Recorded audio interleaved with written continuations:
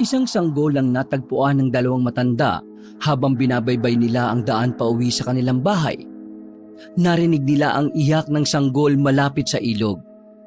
Pagkakuha nila sa bata, nakita nilang kulay itim ang lahat ng katawan nito.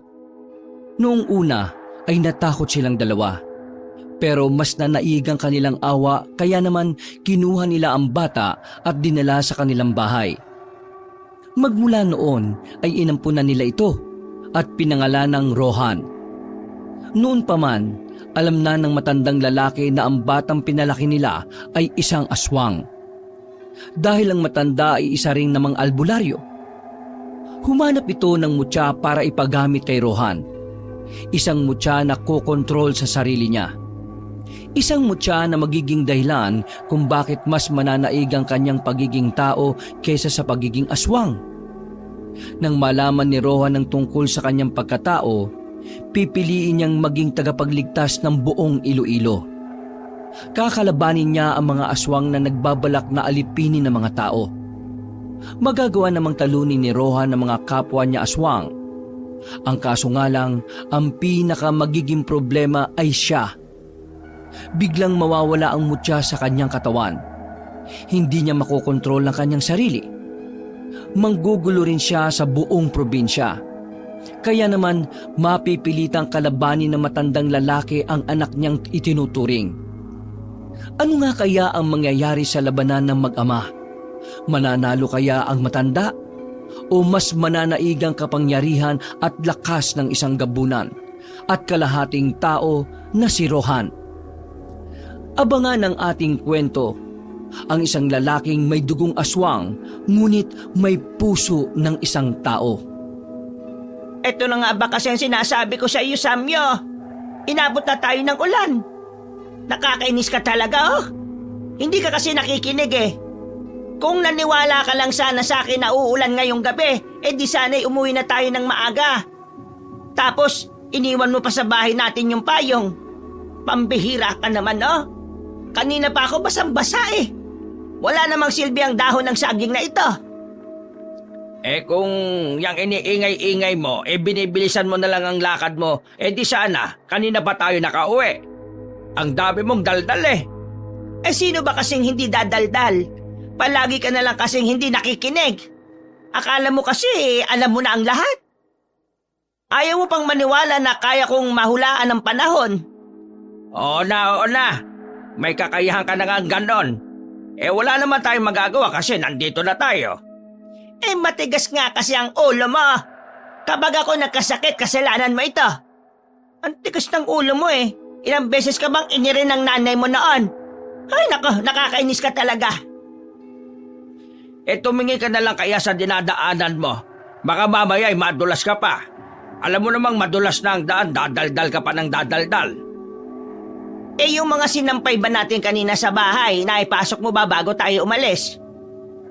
Nako, nakalimutan ko. Pambihira ka naman ah. Tuyo na yung lahat ng mga yun eh.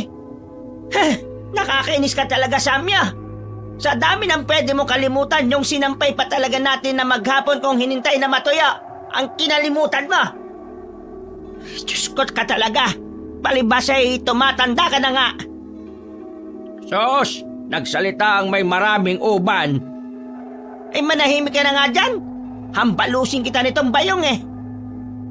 Galing ang dalawang matanda sa isang okasyon noong gabing yun.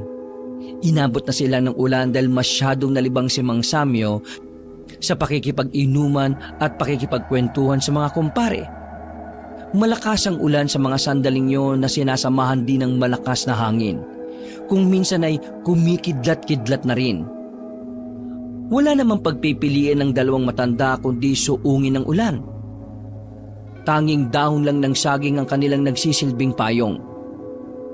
Nawala rin namang silbi dahil basang-basa na rin sila. Malayo-layo pa ang kanilang tatahakin. Minalas-malas pa dahil kapag maulan, walang gaanong tricycle na dumadaan. Umiiwas kasi ang mga driver na lumubog ang mga gulong nila sa lupa. Dahil doon, pinagpatuloy na lamang nila ang kanilang paglalakad hanggang sa may makita silang masisilungan.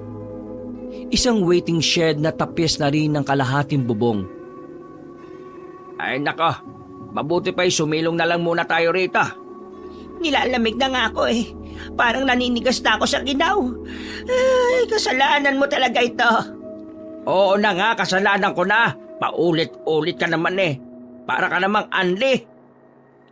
Para maalala mo lagi na kasalanan mo. Lagi mo na lang kasi nakakalimutan ng mga sinasabi ko eh. Nanahimik na lamang si Mang Samyo. Batin niyang mas lalo lang iingay ang kanyang asawa kung papatulan niya pa ito. Habang nakasilong, hindi mapigilan ni Mang Samyo na mapatingin sa paligid nila. May poste ng ilaw sa tapat nila pero mahina naman yon. Kaya naman, madilim pa rin ang paligid kung nasaan sila.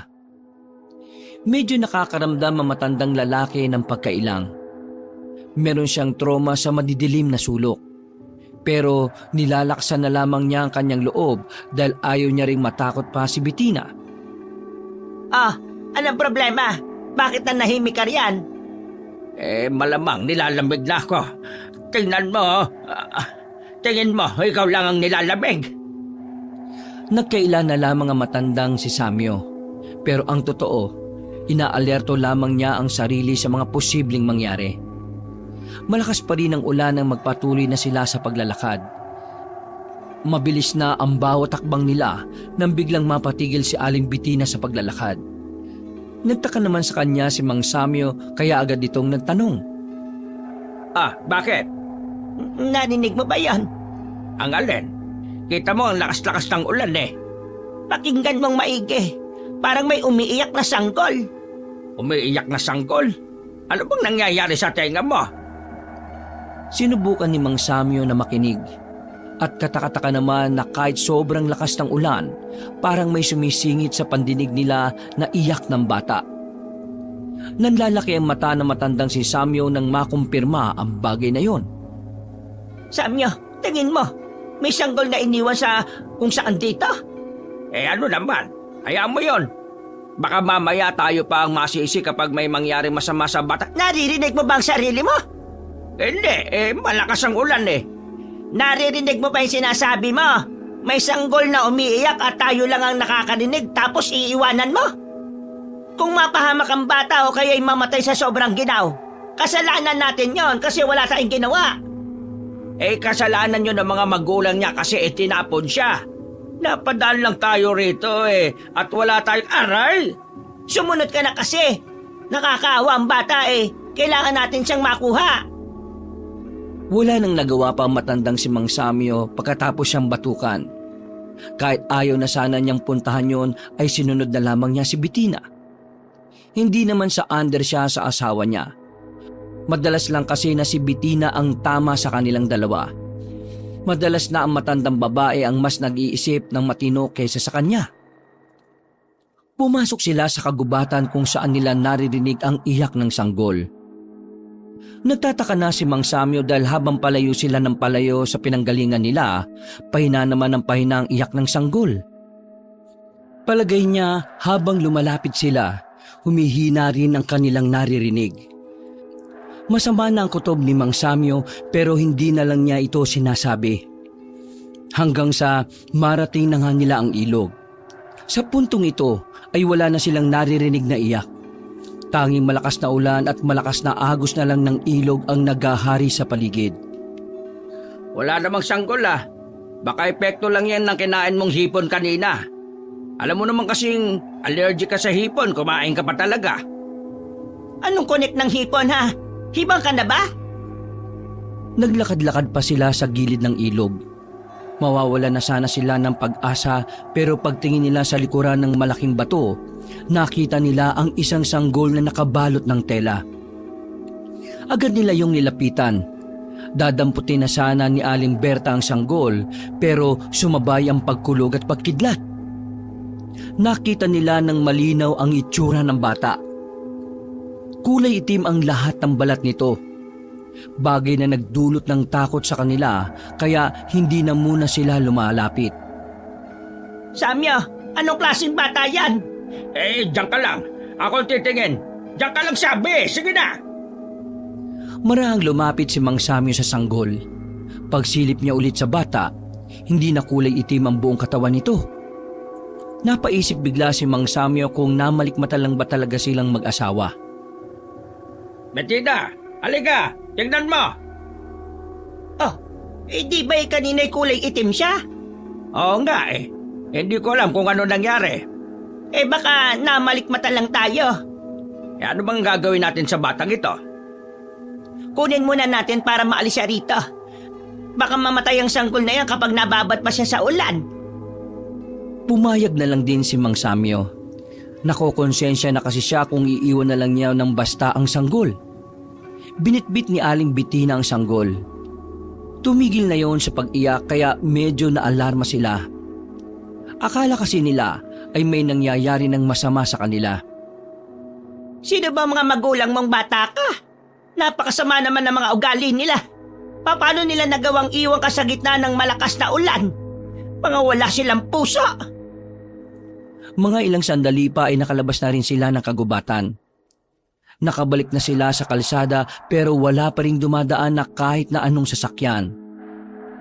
Kaya naman mas binilisan na lang nila ang paglalakad. Kahit madulas, kahit malamig ay tiniis nila yon makarating lamang sila sa bahay nila. Ay nako, salamat nakarating din. Anong salamat? Kunin mo ang mga sinampay, basang-basa na Banlawan mo ulit yan.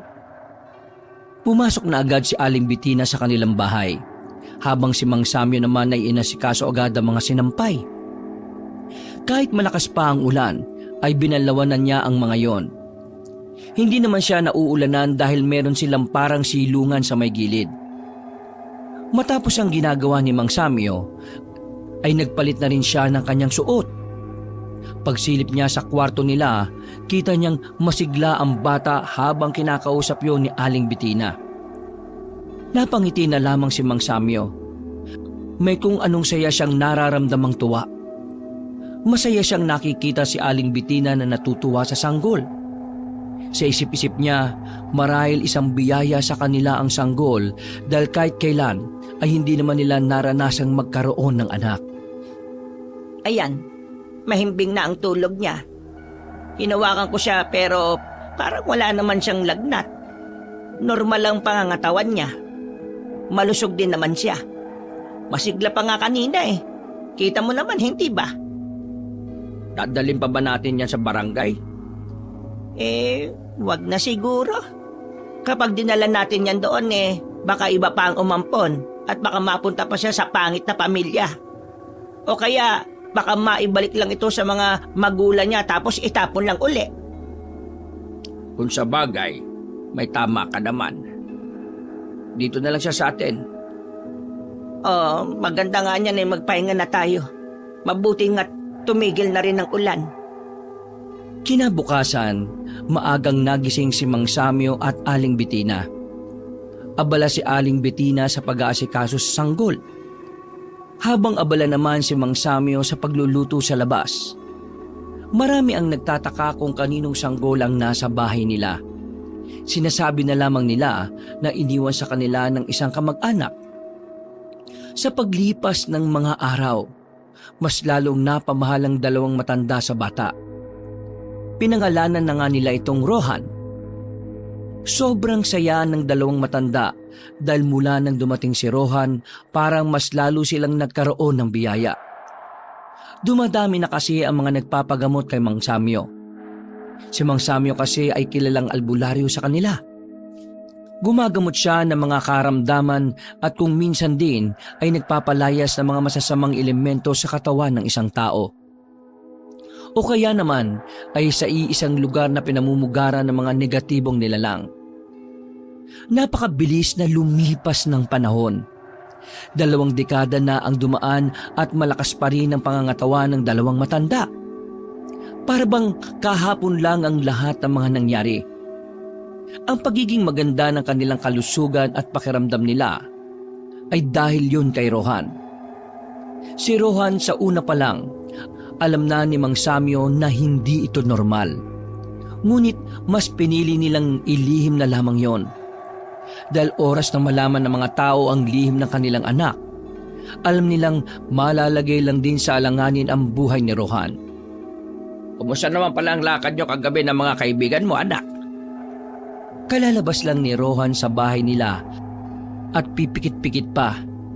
Napuyat kasi ito dahil sinuyod nila ang gubat noong kinagabihan. Wala nga kaming napalatay eh. Ang hirap pala talagang humanap ng anting-anting, ano? Sinabi ko naman kasi sa iyo na ang anting-anting ay kusa mong makikita kung ikaw ang karapat-dapat. Hindi yun hinahanap. Kasi tay, gusto ko na talagang maging antingero. Naiinggit ako sa iba naming kasama. Kabilang na sila ngayon sa grupo ni Mang Damse. Kung gusto mo talaga maging antingero, dapat marunong kang maghintay. Hindi naman paunahan yan Handaan mo, ang pagiging tagapagligtas ay hindi paligsahan. Ito ay isang tungkulin na kailangan mong gawin base sa pangangailangan ng mga tao. Alam ko naman po yan, tay. Pero naiinggit lang talaga ako. Pakiramdam ko kasi kami na lang ang walang anting-anting sa lahat ng binata dito sa atin Huwag kang mag-alala, anak. Darating at darating din naman yan sa'yo. Kailangan mo lang hintayin ang tamang pagkakataon. Habang naghihintay ka, ituloy mo lang ang pagsasanay sa kagubatan. Dahil ang pagiging antingero hindi lang naman tungkol sa pagkakaroon ng anting-anting. Tungkol din ito sa kahusayan mong humawak ng sandata. Maraming salamat sa mga sinabi mo, tay. Kahit na papaano gumana ang pakiramdam ko. Ay, siya nga po pala. Nasaan po pala si nanay? Ang nanay mo, pupuntang palengke. Meron daw kasi roong murang isda na binebenta ngayon. Ganun po ba? Bakit? May gagawin ka ba? Wala naman po. Bakit po? Bili mo nga muna ako ng tanglad. Ilalagay ko lang mamaya sa sabaw. Agad na kinuha ni Rohan ang pera sa kanyang ama. Naglakad siya palabas ng kanilang bakuran habang tinatanggal ang muta sa gilid ng mata. Nadaanan niya ang bahay ng magkapatid na si Bal at Sario. Si Sario na mas kilala sa lugar nila bilang si Precious. Dahil na rin sa pagiging malambot at pagiging binabain nito. Uy, pre! Oh, bakit? Sama ka mamayang gabi ulit, Hahanap kami nito ni Kuya Sario ng anting-anting sa bundok ng demonyo. May narinig kasi akong usap-usapan kagabi. Sa bundok daw ng demonyo, maraming anting-anting. Naku, delikado dun. Di ba ilang beses na tayong sinabihan ni tatay na sa lahat ng bundok, yun ang hindi dapat natin puntahan? Kasi marami nga daw nila lang doon na kumukuha ng mga tao. Lahat daw nang napasok doon, malaki ang tsansa na hindi na makalabas. Sus, kalokohan lang yan. Yung mga narinig ko ngang nag-uusap kagabi, nakalabas pa rin sila kahit daw ang tagal nila ron. May nakuha pa nga silang anting-anting Di ba, Kuya Sario? How many times ko bang i-remind sa brain cells mo na Ate Precious na ang tawag mo sa Akes? Puro ka Sario. Jombagin kita later dyan Sabi mo na kasi na totoo yung sinasabi ko. Oo, kurak ang supatembang ko na yan. Heard song kasi namin talaga na goods daw ang bundok ng devil kung want mo na makagain ng anting-anting. Ang kulit nyo talaga magkapatid, no? Delikado nga raw dun. Baka niloloko lang kayo ng mga yun para mapahama kayo. Pinarinig lang nila na dun sila galing para dun din kayo pumunta. Bakit naman nila kami gusto mapahamak? Wala naman kaming ginagawang masama sa kanila Slow mo naman, pre. Malamang galit sila sa inyo. Di ba noon pa man, lagi na nila kayong pinag-iinitan. Lalo na itong si Sario. Iritang-irita sila sa inyo. Ayaw nila kayong maging ganap na antingero. Alam mo, brother, may point ang friend natin. Don't tayo dapat mag-trust sa mga person na in the first place, hindi naman natin kasundo, di ba? Oh, buto pa itong si Sario, nagigets ako. Correction! Precious is my name. Basta, wag na wag kayong pupunta ron Napakadelikado. Kung gusto nyo, maghanap na lang ulit tayo mamayang gabi. Sasama ko kayo. Pero sa ibang lugar, hindi doon. Nagbuntong hininga na lamang si Sibal. Baka sa mukha nito ang panghihinayang. Ay, siya nga pala. May nabalitaan na ba kayo tungkol dun sa haka-haka na may namataang aswang sa gubat? Tumingin-tingin si Sibal sa paligid bago nagsalita. Wala pa. Pero ang pagkakaalam ko, totoong aswang daw talaga yun. Yun yata yung matagal nang hinahanap nila Mang Damse. Taray hindi ako bilong sa conversation. Ano pinagbubulungan nyo, ha? Ha? Wala. Hindi mo na dapat malaman. Kasi baka maihi ka pa sa takot eh. Hello! Soon to be antingero Akes. Tapos maiihi ako sa takot? In your dreams. Naglakad na lamang pabalik sa bakuran ng binabaing si Sario. Napailing na lamang din si Sibal at Rohan. Pre, wag ka sana magagalit ha. Eto, curious lang naman ako. Karamihan sa mga katulad ni Sario, di ba pagpapaganda ang gustong gawin? Pero bakit siya gusto maging antingero? Hindi ko nga rin alam ang totoong dahilan yan eh. Basta nung matapos siyang magbakasyon ng isang buwan sa kaibigan niya sa kabilang bundok, pagbalik niya, ganyan na siya. Interesado na siya sa pagiging antingero. Kahit nga sila nanay at tatay, nabigla rin eh. Hindi kaya may nangyari sa kuya mong yan, kaya siya nagkaganyan? Abay, ewan ko. Ayoko rin namang tanungin kasi hindi ko naman alam kung anong pinagdadaanan niyan eh. Baka ako, may masabi ako na hindi niya pala magugustuhan. Inakbayan ni Rohan ng lalaking si Sibal at saka pinuri. Yan ang gusto ko sa iyo eh. Mapagmahal kang kapatid. Sus, wag mo nga akong binobola. May utang ka pa sa akin dyan na 100 eh. Pambihira naman. 15 anyos pa lang tayo nun, pre. Anong edad na natin ngayon? Hindi mo pa rin makalimutan yon? Hindi ako nakakalimot sa mga taong may utang sa akin, no? Kaya nga kita hindi sinisingil eh, para hindi kita makalimutan. Sus, dami mo namang alam. Huwag kang mag-alala. Magbabayad din ako sa'yo paglipas ng maraming siglo. Tinapik na lamang ni Rohan sa balikat ang kaibigan niyang si Sibal at nagpatuloy na rin sila sa paglalakad. Tumungo sila sa palengke para bumili ng tanglad. Nakasalubong niya pa nga ang kanyang ina na si Aling Bettina. Rohan, saan ka pupunta? Inutusan po kasi ako ni tatay na bumili ng tanglad. Wag na, nakabili na ako. Sumabay ka na sa akin sa pag-uwi, tara na. At nang makapag-almusal ka na. Ang galing niyo talaga, Nay. Hindi pa sinasabi ni tatay ginawa niyo na kaagad. Anong magaling? Kagabi ko pa sinasabi sa tatay mo na bumili ng tanglad. Wala pa rin hanggang ngayon, kaya ako na ang bumili. Pambira talaga si tatay Mas nagiging makakalimutin na talaga siya Ano pang aasahan mo, tumatanda na. Buti pa nga kayo, inay Hindi ka mukhang tumatanda. Sus, wag mo nga akong binobola-bola dyan. Nang makauwi, ay agad na inihanda ni Aling Bettina ang kanilang makakain. Masaya naman silang nag-almusal kahit na may kaunting pagtatalo na naman ng dalawang matanda. Pero sanay naman na si Rohan sa dalawa. Bata pa lang siya, palagi nang nagsasagutan. Pero hindi naman yun lumalala. Para kay Rohan, normal na lang sa mga magulang niya ang mga ganoong klase ng pagtatalo. Masaya naman si Rohan sa pamilyang kinagisnan niya. Kahit una pa lang, sinabi na sa kanya na mag-asawa na hindi sila ang tunay niyang magulang. Alam din niya ang kwento kung papaano siya inampon ni Mang Samyo at Aling Bettina. Pero kahit na ganon, minahal pa rin niya ang dalawang matanda na parang tunay niyang mga magulang. Gaya na lang din sa kung paano siya mahalin ng mga ito bilang tunay nilang anak. Mabilis na lumipas sa mga oras at sumapit na naman ang kinagabihan. Nagpaalam si Rohan sa mga magulang niya na aalis lang para humanap ulit ng anting-anting sa gubat. Pinayagan naman siya ng mga yon dahil suportado naman siya sa pagnanais niyang maging antingero. Ay nako, new challenge na naman ang peg ng mga person.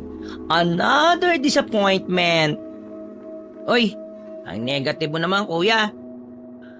Magiging nega talaga Akes kasi ikaw, puro ka kuya. Look at me Look, mukha ba akes maton? Call me Ate Precious, ha? Uy, tumigil na nga kayong dalawa. Kaya siguro lumalayo sa atin ng mga anting-anting kasi ang iingay nyo eh. Lumalayo? Bakit? Naglalakad ba yung mga anting-anting? Imbento ka rin pre ah. Baliw, hindi imbento yon. Si tatay talaga nagsabi sa akin nun. Ang mga anting-anting ay para mga tao rin daw. Kapag ayaw nila sa tao, lalayo daw sila. Legit ang information kapag galing kay Mang Samyo. Kaya trust the Albularius son. Kaya manahimik na nga kayo, pwede. Kailangan natin mag-focus. Malay nyo, ito na yung tamang pagkakataon para sa atin, di ba? Tumigil sila sa paglalakad nang maramdaman nilang may ibang naroroon bukod sa kanila. Maraan silang umupo sa likuran ng puno. Pagsilip nila, nakita ang grupo ng kalalakihan na may mga dalapang lampara. Kagaya nila, ang mga yon ay naghahanap din ng anting-anting. Laganap kasi ang pagpaparami ng mga antingero sa kanilang lugar. Dahil na rin yun sa posibilidad na muling magbalik ang mga aswang. Kung babagal-bagal tayo, nako, mauunahan tayo ng mga yan. Why pa tayo nag-hide and seek detail? Hindi ka ba nag-iisip? Kapag nakita nila tayo, paalisin nila tayo rito. Wala tayong magagawa kasi mas marami sila. Oo, tama na. Baka marinig pa nila tayo eh. Hinintay na lang muna nilang makalayo ang mga kalalakihan. Mga ilang sandali lang ay nagpatuloy na rin sila sa paghahanap. Malaki ang kagubatan kaya kampante naman silang hindi na nila makakatagpo ang grupong yun. Sa halos 3 oras na nilang gumagala sa gubat ay meron na rin silang nakitang kumikinang na bagay sa bukal ng tubig na nasa tabi ng puno. Ayun, tingnan nyo. Anting-anting yun. Oo, sandali. Bago tayo lumapit, ganito ang gagawin natin ha. Isa-isa tayo. Kapag ang anting-anting ay biglang nawala ang kinang, kahit hindi pa nahahawakan, ibig sabihin nun hindi para sa kanya. Kaya sige, ako na mauna. Diyan lang kayo ha. Pumayag naman ang dalawa niyang kaibigan. Marahang naglakad si Rohan palapit sa tubig. Pero sa kasamaang palad, biglang nawala ang kinang.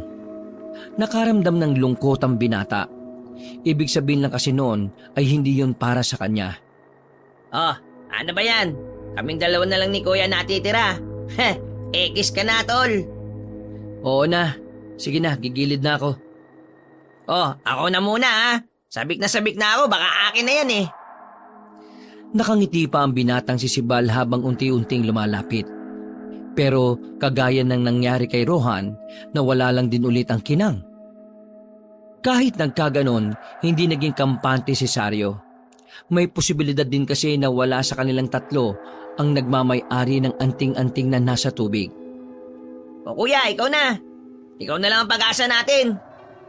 Well, ang mga Princess Precious talaga ang nagwawagi sa ending ng story. Pakimbot-kembot pa si Sario nang lumapit siya roon. Normal lang at kalmado niyang kinuha ang anting-anting. Hindi man lang nawala ang kinang nito kahit na nasa kamay na niya. Manghang-mangha naman ang dalawa. Masaya sila para kay Sario. Wow! Congrats, Sario! Meron ka na rin sa wakas! Siguradong matutuwa sila nanay at tatay nito.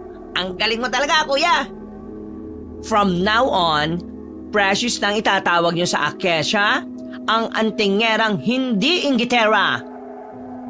Humawi pa ng buhok si Sario at saka naglakad na parang rumampa. Sumunod naman agad si Sibal doon. Samantalang si Rohan naman ay sandali munang napaisip.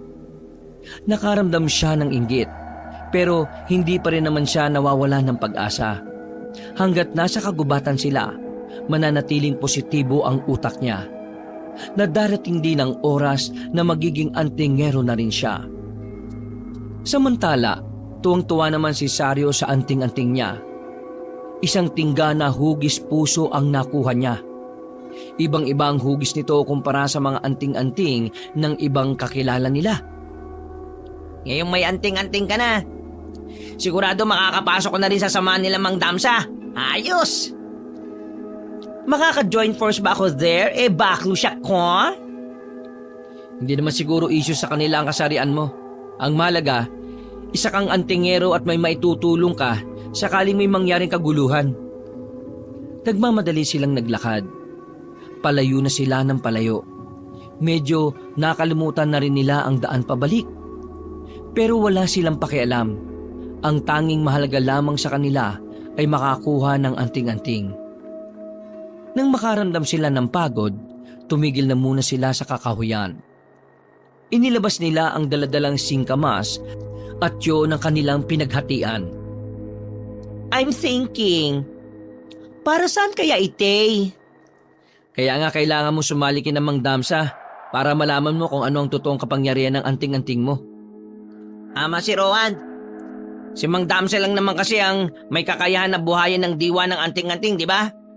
Kaya kailangan mo na talaga sila. Matapos makapagpahinga, umalis na rin sila roon. Meron naman silang nadaanan ng malawak na kapatagan. Tuyong-tuyo ang lupa. Lagas din ang mga puno at mga halaman. Medyo kinilabutan sila roon dahil ganun-ganon ang mga lugar na nakikita lang nila sa mga palabas. Mukhang masama ang kutob ko sa lugar na to ah. Bakit? May nakikita ka bang hindi namin nakikita? Ha? Wala naman. Masama lang ang kutob ko. Tara na nga. Parang timang. Kala ko naman kung ano eh. Sa kanilang pagpapatuloy, napalingon si Rohan sa kabilang banda nang makita niyang tila may kumikinang-kinang doon. Hindi siya nagatubiling sabihin sa dalawa niyang kaibigan. Ayun, tingnan nyo oh. Mabilis na naglapitan ng magkakaibigan doon. At doon ay nakita nga nila ang hugis at sulok naman na tanso. Kumikinang-kinang ito na parang isang ginto. Oh, ako na muna uli ah.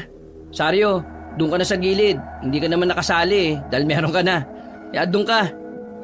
Aray ko! Aray ko naman, bruwa ka. Huwag mo naman nakisitulak, no? Ipagdasal mo, pre, na isa na sa atin ang may-ari niyan. Oo nga, sana nga. Huminga ng malalim si Rohan. Nakakailang hakbang pa lamang siya. Nakita na niyang hindi na kumikinang ang anting-anting. Nakaramdam na naman siya ng lungkot, pero hindi na lamang niya yun pinahalata. Wala. Hindi yata sa akin. O pre, ikaw naman. Ayos! Baka sa akin na ito. Nagpatunog pa ng mga daliri si Sibal na akala mo'y manununtok ng tao. Marahan din itong lumapit. At nang mahawakan na nito ang anting-anting, ay nakita nilang hindi man lang nawala ang kinang. Halos nagtatatalon sa tuwa ang binatang si Sibal. Sa wakas ay meron na rin siyang anting-anting matapos ang halos 3 buwang paghahanap. Gagi! Antingero na ako! May anting-anting na ako! Makakalaban na rin ako sa mga masasamang elemento na yan! Habang nagdiriwang ang dalawang magkapatid, ay nasa gilid si Rohan. Nakangiti pero aminadong inggit na inggit. Huminto si Saryo at si Bal nang mapansin si Rohan. Lumapit yon sa kanya at inakbayan siya. Huwag ka mag-alala, pre. Darating din ang sayo. Baka nakakalimutan mo ang kwento-kwento na sa kagubatan dito sa atin, maraming nagkalat na anting-anting dahil sa mga antingerong namatay nun. Dito na nila iniwan yung mga anting-anting nila. Kura ka dyan, supatembong ko. Don't lose hope, Franny. Malapit ang sayo. Just wait and learn. Tara, maghanap pa tayo. Tama na siguro to. Sa susunod na araw na lang ulit. Anong oras na rin, no? Napakalayo na natin sa atin. Ha? Sigurado ka ba? Oo. Delikado na rin kung lalayo pa tayo ng lalayo. Siguro, tama nga kayo. Hindi lang ito ang tamang pagkakataon para sa akin. Sumang-ayon na lamang ang magkapatid at agad na naglakad. Ang kaso nga lang, wala na isa sa kanila ang nakakatanda ng pinanggalingan nila.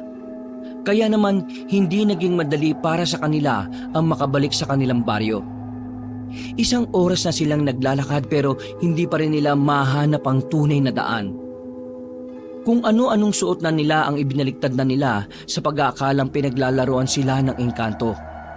Pati nga rin brief nila at panty ni Saryo ay binaliktad na rin nila.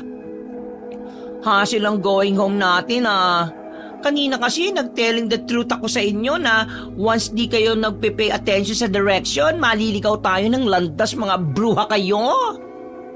Hindi naman makakatulong kung magsisisiyan pa tayo ngayon. Hanapin na lang natin yung daan. Oo, tama ka si Bal. Huwag na tayo magsisiyan. Pero paano nga natin nahanapin? Parang pabalik-balik lang tayo rito eh. Nagbuntong hindi nga ang binata. Napapailing na lamang siya dahil sa pagkadismaya. Dito kaya sa direksyon natin na to, subukan natin. Ay nako, sige tara. Nauna si Rohan sa paglalakad. Sa mga sandaling ito ay inakala nilang babalik na naman sila sa pinanggalingan nila. Pero nakahinga sila ng maluwag nang mapansing iba na ang kanilang dinadaanan. Buong akala nila ay makakauwi na sila. Pero ang daan pala na yon ay papunta pala sa bundok na ipinagbabawal sa kanila. At ito ay ang tinatawag na bundok ng demonyo. Pinaniniwalaan sa bundok na ito ay marami mga hiker at mga ngaso ang hindi na nakalabas ng buhay. Di umano ay may mga mababangis kasing nilalang dito. Kabilang na nga rito ay ang mga aswang. Teka sandali. Why? Takte mga pre. Nasa paanan na tayo ng bundok ng demonyo. Gagi! Oo nga no! Oh my God! What to do na ba? Sabi nila daming bad entity sa mountain na yan eh. Oo, kumalma na muna kayo. Pre, nagtitindigan ng balahibo ko eh oh. Me too. Tingnan mo standing ovation ng mga tiny hair ko. Teka, narinig niyo ba yon? Isang malakas na angil ang nagmumula sa kanilang likuran, dahilan para mas lalo silang mataranta. Hinila agad ni Rohan ang dalawa para makapagtago, pero huli na ang lahat. Aswang! Takbo! Nakita na lang nila ang isang aswang na parang bumangon pa sa hukay. Nakakatakot ang inilalabas nitong tunog.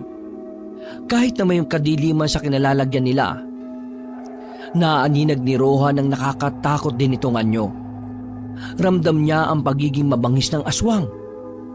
Mauna na kayo! Bilisan nyo! Iiwan ka namin? Sira ba ulo mo? Tama! We have anting-anting, kaya no?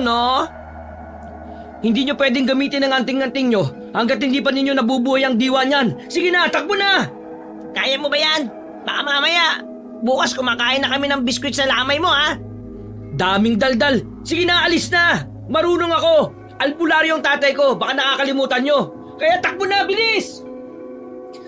Wala nang nagawa pa ang magkapatid. Sinunod na lamang nila ang utos ng kanilang kaibigan. Samantala, mag-isa namang hinarap ni Rohan ang aswang na yon, na sa pagkakaalam niya, ang malanhig ang tawag doon. Sige, lumapit ka! Kundi yari ka sa akin! Medyo malakas ang loob ni Rohan kahit wala siyang anting-anting. Tinuruan naman din kasi siya ni Mang Samyo na makipaglaban kahit na walang sandatang hawak. Mga ilang sandali lang, biglang gumapang ito palapit sa kanya. Sa hindi mapaliwanag na dahilan, tila lumakas ang kanyang pandinig at pakiramdam. Kaya naman agad niyang naiwasan ang ginawang pag-atake ng kalaban niya. Nagtataka man ay hindi na lamang niya yon pinansin pa. Pinagtuunan niya ang kanyang kalaban. At nang muli itong umatake, nagawa na ni Rohan na masuntok ito sa sikmura. Sa lakas ng pagkakasuntok niya, napabagal niya ang aswang. Ang mga sumunod na sandali ay mas lalo na siyang nagtaka sa sarili niyang kakayahan. Sinakal niya ang aswang at saka itinaas sa ere. Maigpit ang pagkakasakal niya. Makalipas lang ang halos 2 minuto, tuluyan na ngang nalagutan ng hininga ang aswang. Nagtataka siya sa kanyang sarili. Napapatingin siya sa sariling kamay. Hindi niya inakala na kakayahan niyang gawin yon sa isang mabangis na aswang. Matapos ang pangyayaring yon, tumungo na rin siya sa kinaroroonan ng dalawa. Maswerte namang nakita niya pa ang mga yon kahit nasa paanan na sila ng bundok. Ayos ka lang ba, pre? Hindi ka ba nasaktan? Kailangan na nating umalis dito. Ano, natalo mo ba yung aswang? Hindi, natakasan ko lang siya. Hindi na niya sinabi ang totoo. Natatakot kasi siya na baka magtaka ang magkapatid sa kakayahan niya. Nababahala siya na baka dahil doon malaman ng dalawa ang tunay niyang katauhan. Dito tayo dumaan. Baka may daan dito, dali! Hindi na sila nagsayang ng oras. Tinakbo na nila ang nakita nilang parang iskinita. Mga ilang sandali lang ay nakalayo na rin sila sa paanan ng bundok ng demonyo.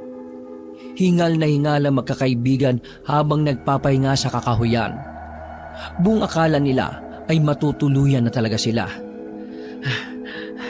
Anong gagawin natin? Ipapaalam ba natin sa iba na meron tayong nakitang aswang? Huwag na muna. Baka maparusahan din tayo dahil nakarating tayo sa paanan ng bundok ng demonyo. Mayayari din ako kay tatay. What if biglang mag-adventure ng aswangit? Tapos mapatpad siya sa ating baryo? Huwag kayong mag-alala. Hindi mangyayari. Paano mo naman nasabi yan? Malakas ang kutob ko na hindi na siya makakarating sa atin. Pambira! Kutob na naman! Tara na, umalis na tayo. Mag-aalauna na Nakauwi naman sila ng matiwasay nung gabing yon. Pagdating sa baryo, nagiwahiwalay na lang din sila ng landas. Dumiretso na lamang si Rowan sa kanila, pero dismayado dahil wala pa rin siyang nahahanap na anting-anting para sa kanya. Pagpasok niya ng malawak nilang bakuran, nakita niya si Mang Samyo na gising pa rin. Nakaupo sa gilid, sa may maliit na kubo-kubo nilang tambayan.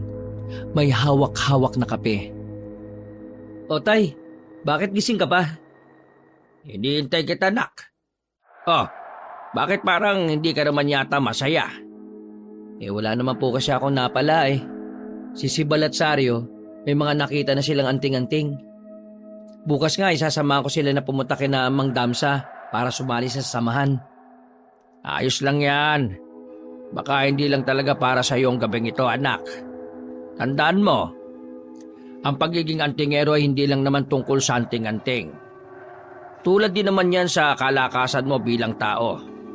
At kahit na wala kang anting-anting, alam kong mas malakas ka sa kanila. Total, nabanggit nyo na rin po yung tungkol sa lakas. May itatanong po sana ako sa inyo, Itay Tungkol naman saan? Inilapag na muna ni Mang Samyo ang tasa sa lamesa at saka umayos ito ng pagkakaupo. Tungkol po ito sa tunay kong katauhan. Bakit?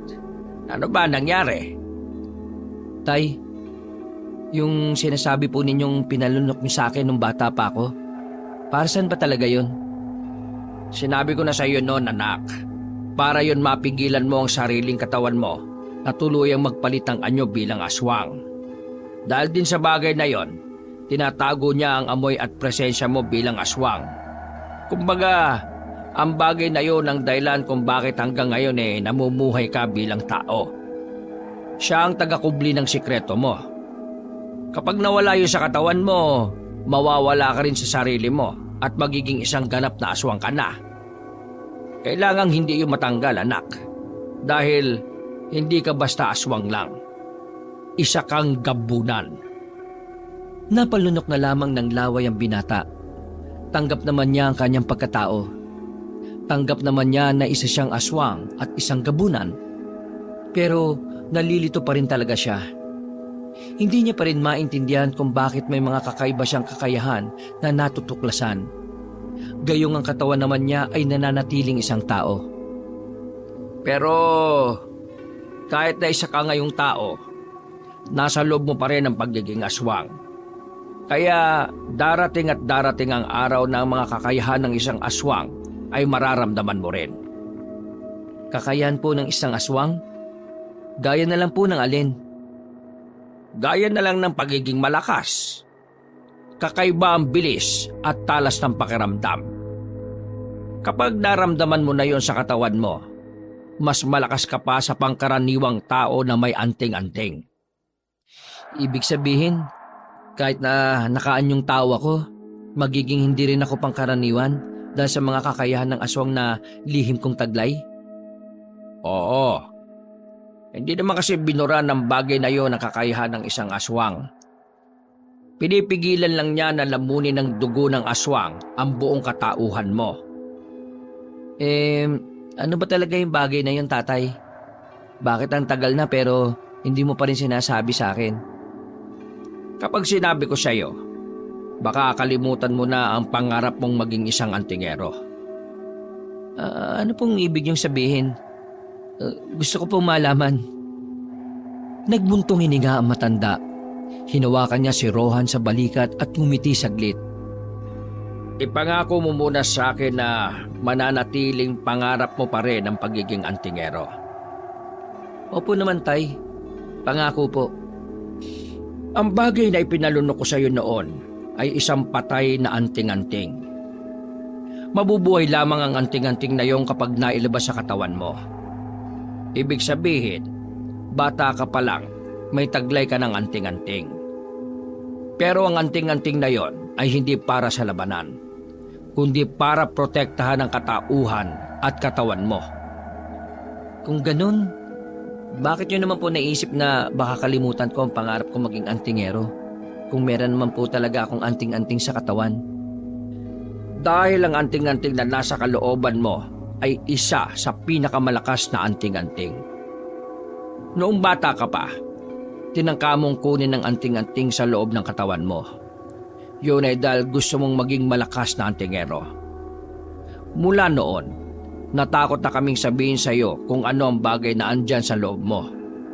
Dahil kapag sinabi namin sa iyo, baka maulit lang ang kinatatakutan namin. Isa pa, mas magiging walang saysay ang buhay mo kung hindi mo mararanasan ang ginagawa ng ibang binata na maghanap ng anting-anting. Pero, bakit wala akong maalala sa ginawa ko nung bata ako, tay? Yun din ang hindi ko alam eh. Basta, hindi na lang din namin ipinaalala sa iyo noon para wala nang maging problema. Sa mga sinabi ng kanyang ama, tila mas lalo siyang naging interesado sa sarili niya. Napagtanto niya na pwede rin pala siyang maging tagapagligtas kahit na hindi siya umaasa sa anting-anting. Pero ganun pa man, hindi pa rin niya inalis ang posibilidad na magkakaroon siya ng isa pang anting-anting. Kinabukasan, pinunta na siya ng magkapatid. Sakto naman na nakapaghandahanda na rin siya ng mga sandaling yon. Nakasukbit na rin sa tagiliran niya ang pamanang itak ng kanyang ama. Ganun rin naman si Sibal at Saryo. Mang Samyo, Aling Bitina, isama po namin ulit si Rohan ha. Susubukan po namin makapasok sa samahan ni Mang Damsa. Ay siya, sige. Galingan nyo ha. Dapat makasama na kayo roon. Shunes Mudra, gora na sa society ni Damsa, bebe. Baka bebe to. Mas matanda pa sa tatay niyo yun, no? Joke lang naman. To talaga, oh. O siya, sige. Lumakad na kayo. Baka mahuli pa kayo. Stricto pa naman ang taong yon. O sige po, tay. Nay, lalakad na po kami. Maraming salamat po ulit sa almusal, ha? Nung mga sandaling yon, magkahalong kaba at pagkasabik ang nararamdaman ni Rohan.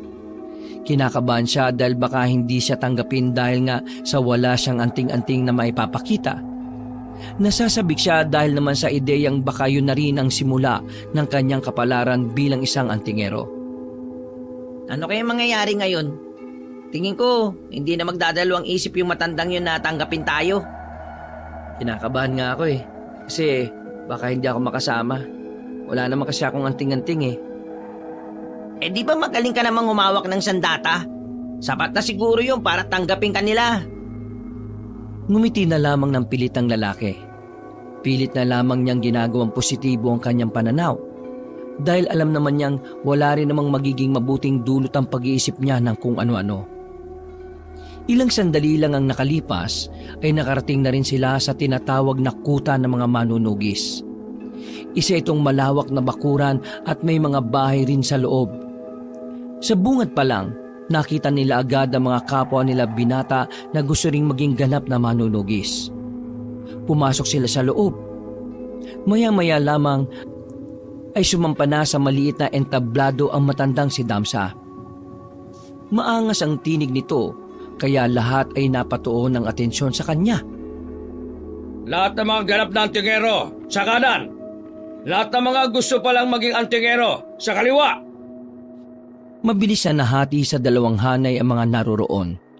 Pagkatapos bumaba na sa entablado matandang si Damsa. Lumapit ito sa hanay ng mga nagnanais pa lang na mapabilang sa kanilang samahan. Tumigil ang matanda sa harapan nila Rohan. Napansin kasi ni Damsa ang binabaeng si Saryo. Sigurado ka bang gusto mo maging antingero? Napangiti si Saryo at masayang humarap sa pinuno ng mga antingero. Kurak! Want na want ko maging one of your mga person. So true lang. Meron na akis anting-anting. Teo. Inilabas ni Saryo ang tingga na hugis puso at inilihad yon sa matandang antingero.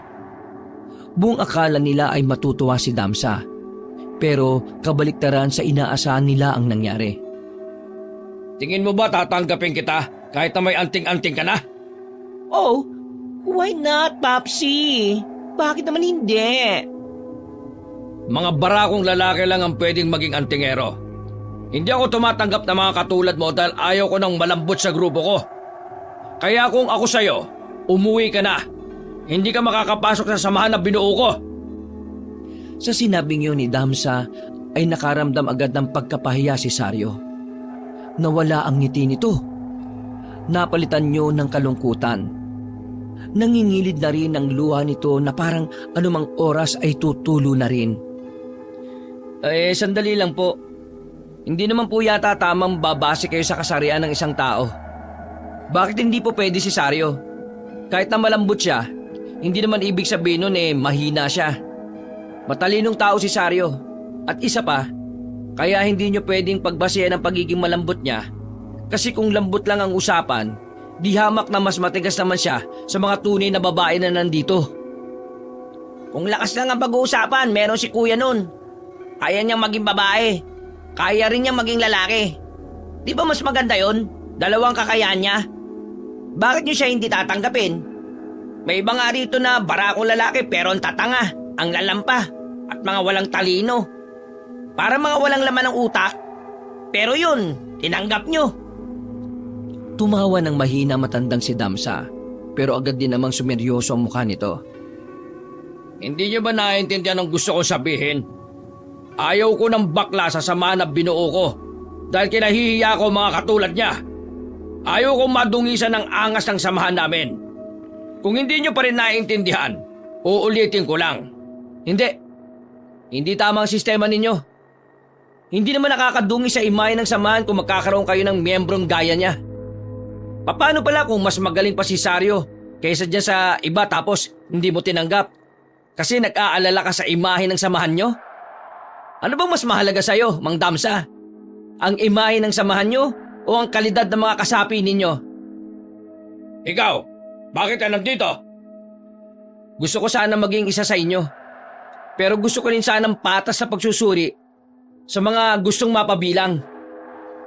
Nasaan ang anting-anting mo? Wala akong nararamdaman sa iyo Wala akong anting-anting, pero marunong akong humawak ng sandata. Kahit na hindi ako umasa sa anting-anting, kayang-kaya kong makipagsabayan sa labanan. Alam mo ba kung bakit kami tinawag na antingero? Kasi nga, may anting-anting kami. Mula sa salitang anting-anting ang salitang antingero. Kaya paano ka sasali sa isang lugar na unang-una sa lahat, hindi mo naman tinataglay ang unang hinihingi ng lugar na yon o ng samahan na yon? Hindi nakapagsalita si Rohan. Napagtanto niya kasing may punto rin naman talaga ang matanda. Ikaw, nararamdaman kong may anting-anting ka. Sa inyong tatlo, ikaw lang ang may karapatang makasali. Kung ganito pa lang sistema nyo, bahala kayo sa buhay nyo. Hindi na ako sasali sa inyo. Manigas kayo. Hindi ka rin naman kawalan sa amin Mas lalong-lalo na itong isa na walang anting-anting. At ito namang kapatid mong mas malambot pa sa saging ng inuya. Nagtawanan ng mga taong naroon. Mas lalong nahiya si Saryo. At sa puntong ito ay tuluyan ng umagos ang luha ni Saryo. Tumakbo ito paalis. Muntikang pang madapa dahil sa taas ng takong na suot. Samantala, agad na dumaloy ang galit at puot ni Sibal. Hindi niya kaya na makitang pinapahiya ang kanyang kuya ng ganon. Kaya naman hindi na rin siya nakapagpigil pa. Bigla nitong hinugot ang hawak nitong itak at itinutok sa leeg ni Damsa. Gulat na gulat ang mga naroroon. Maging ang mga opisyal ng samahan na nakakita ay nabahala rin. Lalapitan sana sila ng mga opisyal pero pinatigil lang yon ni Damsa. Pre, ibaba mo yan. Hindi yan ang sagot para magkaintindihan kayo. Mang Damsa, wala kang karapatan na insultuin ang kuya ko. Dahil wala kang alam kung anong pinagdaraanan niya sa buhay. Hindi mo siya kilala. Sa susunod na saktan mo ulit ang damdamin niya, hindi na ako magdadalawang isip na ihiwalay ang ulo mo sa leeg mo. Hindi mo ako kilala. Pinuno ka lang ng antingero. Pero kapatid akong kayang pumatay kapag kinakanti ang kuya ko. Inalis ni Sibal ang itak nito at umalis na rin na parang wala lang nangyari. Bago naman lisanin ni Rohan ang lugar na yon, ay nag-iwan pa ito ng kataga kay Damsa. Mang Damsa, mahusay kayong antingero. Pero sana, marunong din kayo magpakatao. Mag-iingat kayo sa mga taong mababait dahil sila yung mga demonyo kapag nagalit. Walang nasabi si Mang Damsa. Gulat na gulat din ito sa nangyari. Hindi nito inakala na magiging agresibo si Sibal. Makakasama na ang tatlo sa bakuran nila Rohan. Iyak ng iyak si Sario habang nakayakap kay Aling Bettina. Sinong nagsabi sa kanya na may karapatan siyang yurakan ng pagkatao nitong si Precious? Sandaling tumigil si Sario sa pag-iyak at nagsalita. Ay, bongga. Knows ni Mudra ang favorite kong name. At muli na namang itong humagulgol. Hindi ko inakala na ganon si Damsa. Pambihira. Hindi bale, kung ayaw niya kayong tanggapin, ako na lang ang bahala sa inyo. Ano pong ibig niyo sabihin, Tay? Nakakalimutan mo na bang isa akong albularyo? Hindi ko pa ba nasasabi sa inyo na kaya ko rin buhayin ang diwa ng isang anting-anting? Sa sinabing yun ni Mang Samyo, ay tila nagkaroon ng ningning ang mga mata ng magkapatid. Tila nagkaroon sila ng pag-asa. Talaga po? Ay, bongga si Pudra, may pasabog!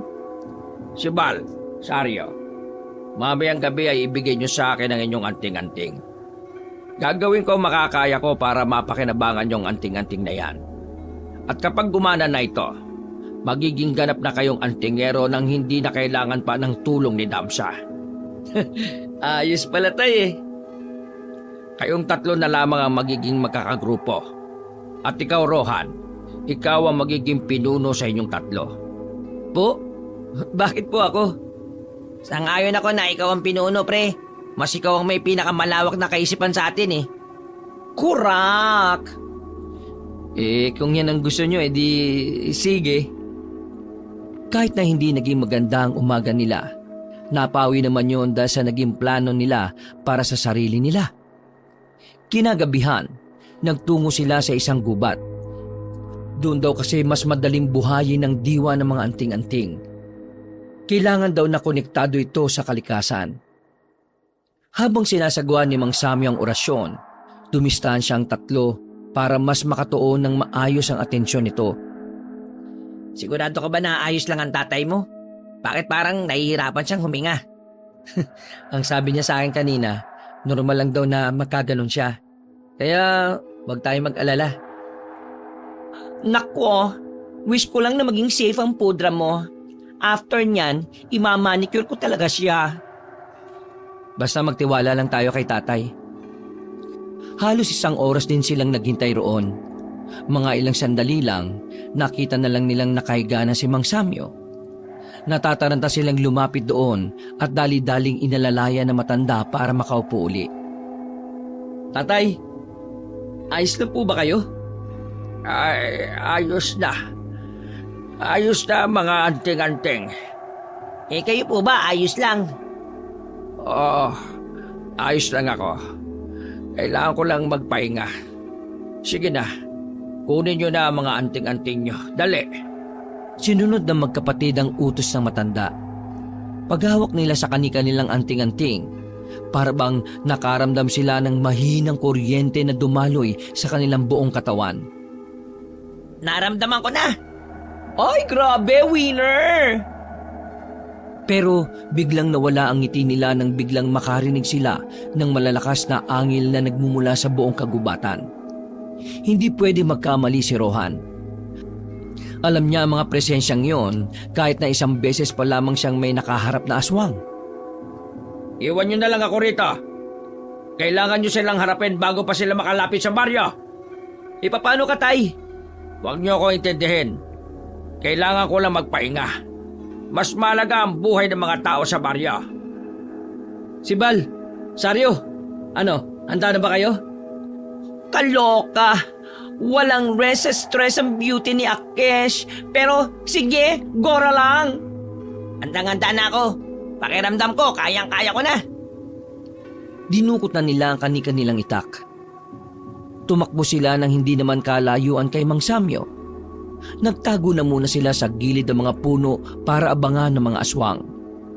At ilang sandali nga lang, lumitaw na rin ang mga yon. Mga pangkaraniwang tik-tik lamang pero hindi pa rin sila nagpakampante. Ayan na! Nauna nang lumabas si Rohan. Dali-dali niyang nilapitan ng mga aswang na walang ano-ano ay agad niyang tinamaan ng dalawang nasa harapan. Walang kahirap-hirap niya itong napaslang. Napanganga na lamang ang magkapatid dahil sa kakaibang lakas at bilis ni Rohan. Hindi nila yun inaasahan. Ang buong akala kasi nila, silang dalawa ang magdadala ng laban. Pero sa nakikita nila, parang hindi na nila kailangan pang lumabas. O ano pang tinitingin-tingin nyo dyan? Sumunod kayo rito, marami sila. Sabi ko nga eh. Lumabas na rin si Sibal at Saryo. Nakipagsabayan na sila sa mga aswang. At dahil sa anting-anting ng dalawa na agad din namang gumagana, natulungan nila si Rohan na ubusin ng mga aswang. Napapangiti pa sila matapos nilang mapaslang ang mga yon. Walang paglagyan ng kanilang tuwa dahil sa naipanalo nila ang kanilang unang laban. Ang sarap pala gumamit ng anting-anting mga pre. Bonggang-bongga, para ako nasa heaven. Ang shootanes pero carry bells. Hindi ako makarelate. Wala naman akong dalang anting-anting eh. Lintik ka, mas magaling ka pa nga sa amin kahit na wala kang dalang anting-anting eh. Ganun oh, boom, pak, pak, whoosh, whoosh, pak. Kaling mo pre. Hindi ko nga rin alam kung bakit eh, pero pakiramdam ko, natural na yun sa akin. Wow, habol ang person na ito. Uy, si tatay mo, Rohan. Ay, oo nga pala. Binalikan nila agad ang matandang si Samyo. Inalalayan nila yun na makatayo. Tara, umalis na tayo rito. Baka mas maraming aswang pa ang dumating. Tama na ito sa ngayon. Ang gagaling niya. Inakay nila ang matanda at bumalik na lamang sila sa kanilang bahay. Alalang-alala si Aling Bettina nang makitang lantang gulay ang asawa. Pero buti na lang, napainom agad ito ng nilagang malunggay. Kaya kalahating oras lang ang nakalipas, medyo bumalik na rin ang lakas ng matanda. Ang tatlo naman ay naghugas ng katawan. Tumalsik kasi sa kanila ang mga dugo ng mga aswang. Totoo ba na may mga aswang na ulit? Oo, Nay. Nakalaban nga po namin eh. Pero wag po kayo mag-alala. Natalo po namin sila. Ang kaso nga lang po, mahihinang aswang pala yun. Hindi po kami dapat maging kampante. Kahit na, delikado pa rin kaya dapat lagi kayo mag-iingat. Hindi ba kayo nasugatan? No more sakit, no more sugat ang mga person. Ay mabuti naman kung ganon. Ako kayang asikasuhin mo. Kakabalik lang kasi ng lakas ko eh. Ay nako, nainggit ka na naman kagad. Pero seryoso, Tay. Nakakabahala na ganong karaming aswang agad ang nagpakita. Paano na lang kaya kung unang lumusob ang mga aswang na medyo malalakas at mabibilis? Paano na lang ang baryo? Yun nga ang dapat natin pagandaan. Huwag na tayong umasa sa kinadamsa. Nasisiguro ka namang iba rin ang gusto nilang gawin eh. Pero kanina, napansin niyo ba yung isang lalaki na nasa gilid lang? Lalaki? Sinong lalaki yung sinasabi mo? Wala naman ako nakita. Na side song ko rin yarn. Sino kaya yun, no? Nanonood lang siya sa nangyayari. Tapos, umalis na rin kaagad matapos nating matalo yung mga aswang. Malakas ang kutob ko na siya ang pinuno ng mga aswang.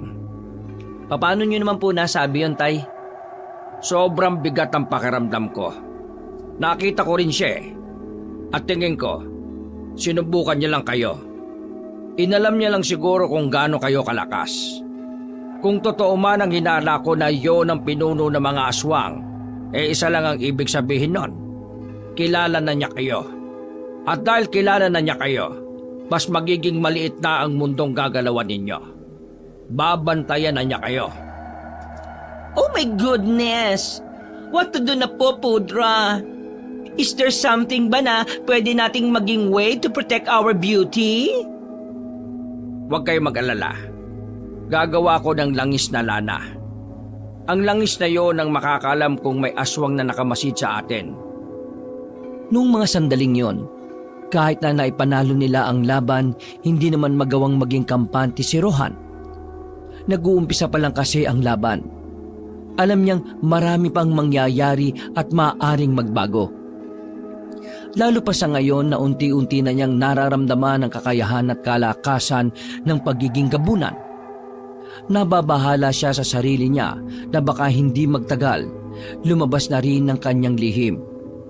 Nababahala siya na baka kapag nalaman ng lahat na isa siyang aswang na gabunan ay malagay sa alanganin ng buhay niya at baka madamay pa ang kanyang inay at titay. Kinabukasan, maagang nagising sila Rohan. Hindi dahil gusto talaga nilang gumising ng ganong oras, nagising sila dahil sa hiyawan ng mga tao sa labas. Pagdungaw nila sa bintana, nakita nila sa labas ang mga antingero na hawak ni Damsa. May mga bitbit na kawayan ng mga yon. At sa mga kawayan, nakabanderang katawan ng mga aswang na pinaslang nila sa gubat. Mabuhay ang samahan ni Damsa! Napatay nila ang mga aswang! Sa narinig na yon ni Rohan, hindi niya maiwasang hindi mag-init ang kanyang ulo. Ang kakapal naman ng mukha nila, Tay. Kami ang lumaban sa mga aswang na yun eh. Pero bakit sila magaling sa mata ng mga tao ngayon? Hayaan mo na. Alam nyo naman sa mga sarili ninyo na kayo ang lumaban sa mga yon. Ang mahalaga, napigilan natin ang paglapit ng mga aswang sa baryo. Napakasama talaga ng ugali ng Mang Damsa na yan. Dapat hindi siyang pinuno kung gano'n ang ugali niya eh. Kaya nga ikaw ang ginawa kong pinuno sa inyong tatlo. Kasi alam kong malayong ugali mo kay Damsa, anak. Gawin mo ang lahat ang makakaya mo para mas maging maganda ang direksyon ng inyong grupo.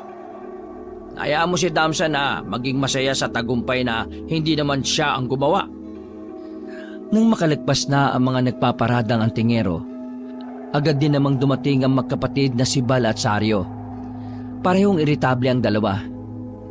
Wisit ang mga yun ah. Nakita niyo ba yun, Mang Samyo? Pre? Rohan? Nakita niyo? Inangkin nila yung pagkilala sa dapat sa atin. Ay nako, so angry ako ng slight ah. Bongga pa naman ang pang swing-swing kong itak tapos grab-grab lang nila ng papuri ng mga people out there. Makalipas ang ilang araw, katakatakang walang mga aswang na nagparamdam. Habang nagsasanay sila Rohan, siya namang pagpapasikat ng grupo ni Damsa.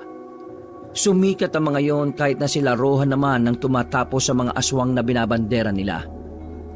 Sa halos isang linggo nang nagdaan, masasabi ni Rohan na kahit papaano, kayang-kaya na rin niyang makipagsabayan sakaling muling lumitaw ang mga aswang. Lahat na kasi ng nalalaman ni Mang Samyo ay natutuhan na rin niya. Si Sibal naman at Saryo ay patuloy rin sa pagpapaunlad at pakikipag-ugnayan nila sa kanilang anting-anting. Hanip talaga yung Mang Damsa na yan, no? Hanggang ngayon, nagpapanggap pa rin sila na sila ang pumapatay sa mga aswang na yun eh. Diyos ko, nakakahiya. Hayaan mo na. Ang mas dapat nating isipin ngayon eh kung papaano natin paghahanda ng mga aswang. Siguradong may gagawin silang hindi maganda dahil ang tagal nilang hindi nagparamdam eh. Kura ka dyan, bro! Sandaling humangin ng malakas habang nasa kagubatan sila't nagpapahinga. Katatapos lang nila sa kanilang pagsasanay sa mga sandaling yon Biglang naging seryoso ang usapan nang magbato si Sibal ng tanong kay Saryo. Kuya, bakit mo ba gustong maging antingero? Want mo talaga manos? Oo naman oh. Nung nakaraan pa nga ako napapaisip eh. Siguro naman may matinukan dahilan. Well, join force ako dito kasi want kong mag-give song ang justice sa aking friend na biktima ng mga aswangit. Bakit? May kaibigan kang napahamak dahil sa aswang? Correct. Friend ko siya nung high school. Na-shock ang beauty ko nung manosong kong passed away na siya because of that monster. Kaya, starting that day, pinramis ko sa aking self na I will do my very best para maipagiganti siya. Napaka makahulugan pala yung kagustuhan mong maging antingero, no? Ikaw, Rowan, bakit mo naman gusto maging antingero? Simple lang naman. Gusto kong protektahan ang mga mahal ko sa buhay. Pati na rin ang lugar na kinalakihan ko. Ikaw, supatembang ko. What's the reason? Huminga ng malalim si Sibal. Ngumiti ito bago nagsalita. Kaya gusto ko maging antingero para iligtas sa mga tao. At kaya gusto ko matuto sa pakikipaglaban para may kakayahan akong ipagtanggol ka, kuya, sa mga kagaya ni Mang Damsa. Oh, you touch my heart naman, supatembang. Lumapit si Saryo at niyakap ang kanyang kapatid. Napangiti na lamang din si Rohan sa mga sandaling yon. Humahanga siya ng lubos kay Sibal dahil sa labis na pagmamahal nito kay Saryo. Matapos ang usapan na yon, ay umuwi na rin muna sila sa kanilang baryo. Nagpaalam na lang din muna ang magkapatid. Pagpasok naman ni Rohan sa kanilang bakuran, ay inabutan niya ang kanyang ama at ina. Abala mga yon sa pagluluto. Nandiyan ka na pala. Sakto naman at malapit ang maluto ito.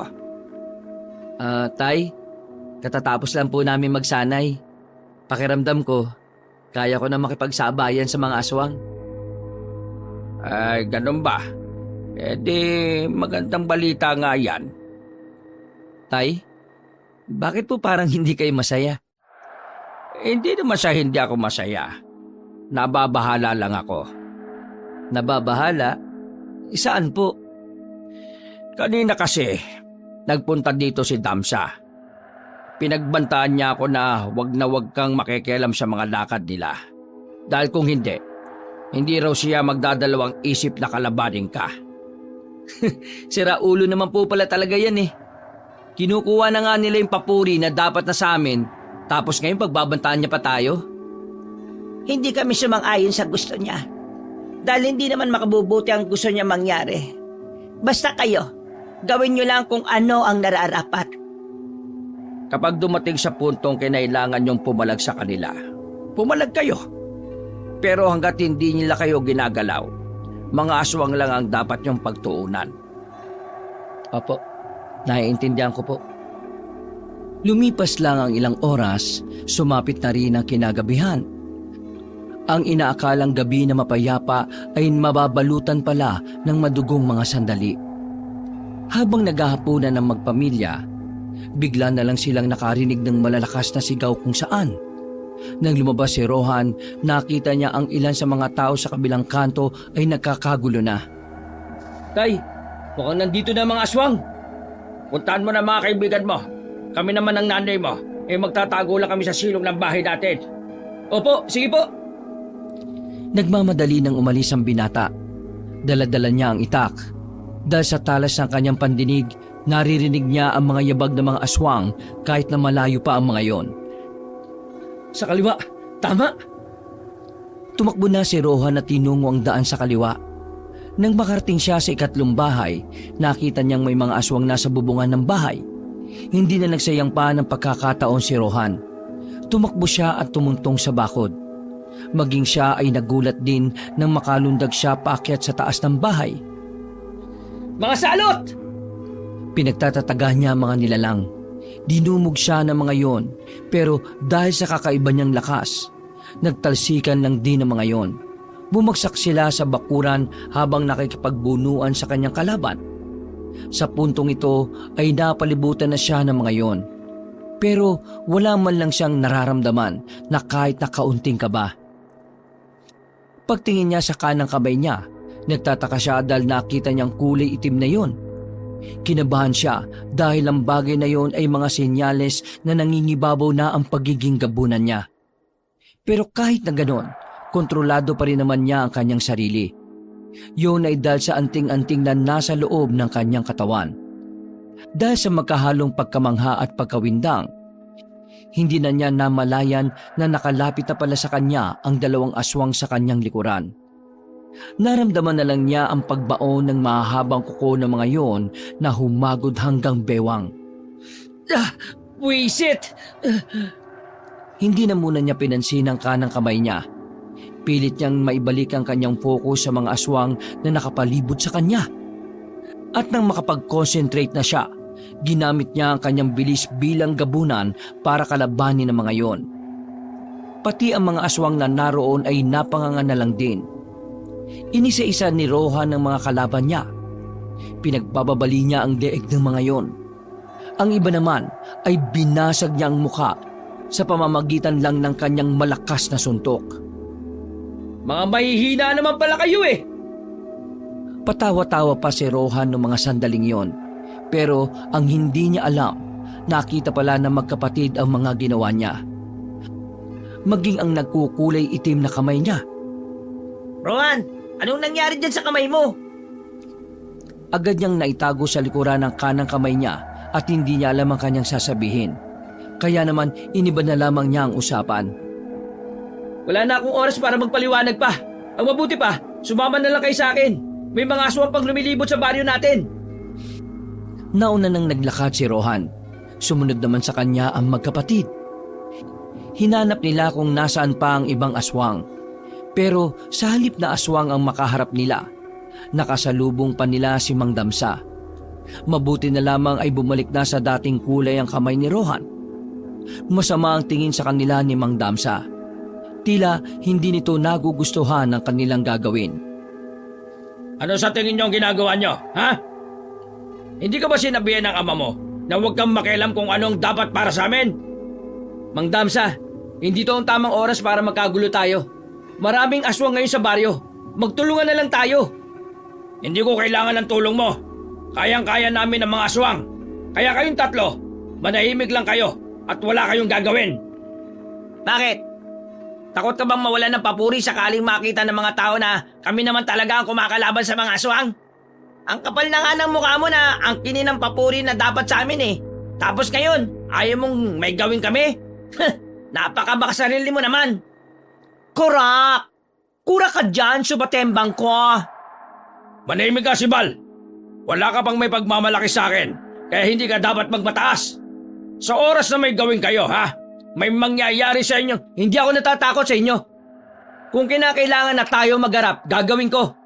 Lahat ng hadlang sa misyon namin para sa kapayapaan, hindi kami magdadalawang isip na itumba. Aba, ang lakas naman talaga ng loob mo magsalita ng ganyan. Sa iyo pa talaga galing yan? Bakit? May anting-anting ka ba? Wala akong anting-anting. Pero alam kong mas malakas pa ako sa iyo, Mang Damsa. Sumenya si Mang Damsa sa mga kasamahan nito. Gumita naman si Rohan para salubungin ang mga aatake sa kanilang kapwa-antingero. Nagulat ang lahat sa ginawa ng binata. Mabilis siyang naiwasan ng mga yon at pinatumba gamit lang ang kamao. Nanlalaki ang mga mata ng mga bataan ni Mang Damsa. Hindi sila makapaniwala na ang kasama nilang batak sa pagsasanay ay pinatumba lamang ni Rohan ng walang kahirap-hirap. Ayaw ko magkagulo tayo. Dahil sa mga oras na ito, mas kailangan tayo ng mga tao. Ilang beses ko bang sasabihin sa iyo na hindi ko kailangan ng tulong mo? Magsasalita pa sana si Rohan nang biglang makaramdam sila ng pagsakit ng ulo. Sabay-sabay silang tila nahilo. Nung una, wala silang ideya kung ano ang nangyayari. Para bang dinudurog ang mga utak nila. Ay, shucks! What's happening in my head? Ano bang nangyayari? Maya-maya pa, Nakaramdam na lamang ng kakaibang presensya si Rohan. Pagtingin niya sa bubungan ng bahay, meron siyang nakitang nakatayo roon. Isang lalaki na matangkad. At tingin niya, ang lalaking yon ang dahilan kung bakit sila sinasakitan ng ulo. Sa hindi malamang dahilan, isang ideya ang pumasok sa utak ng binata. Agad niyang sinugatan ng kanyang sarili at dahil sa ginawa niya, nawala na ang kanyang sakit ng ulo. Napagtanto niya na parang isang hipnotismo pala ang ginagawa ng lalaki sa kanila. Sugatan niyo mga sarili niyo! Ginagamitan tayo ng hipnotismo ng lalaking yan!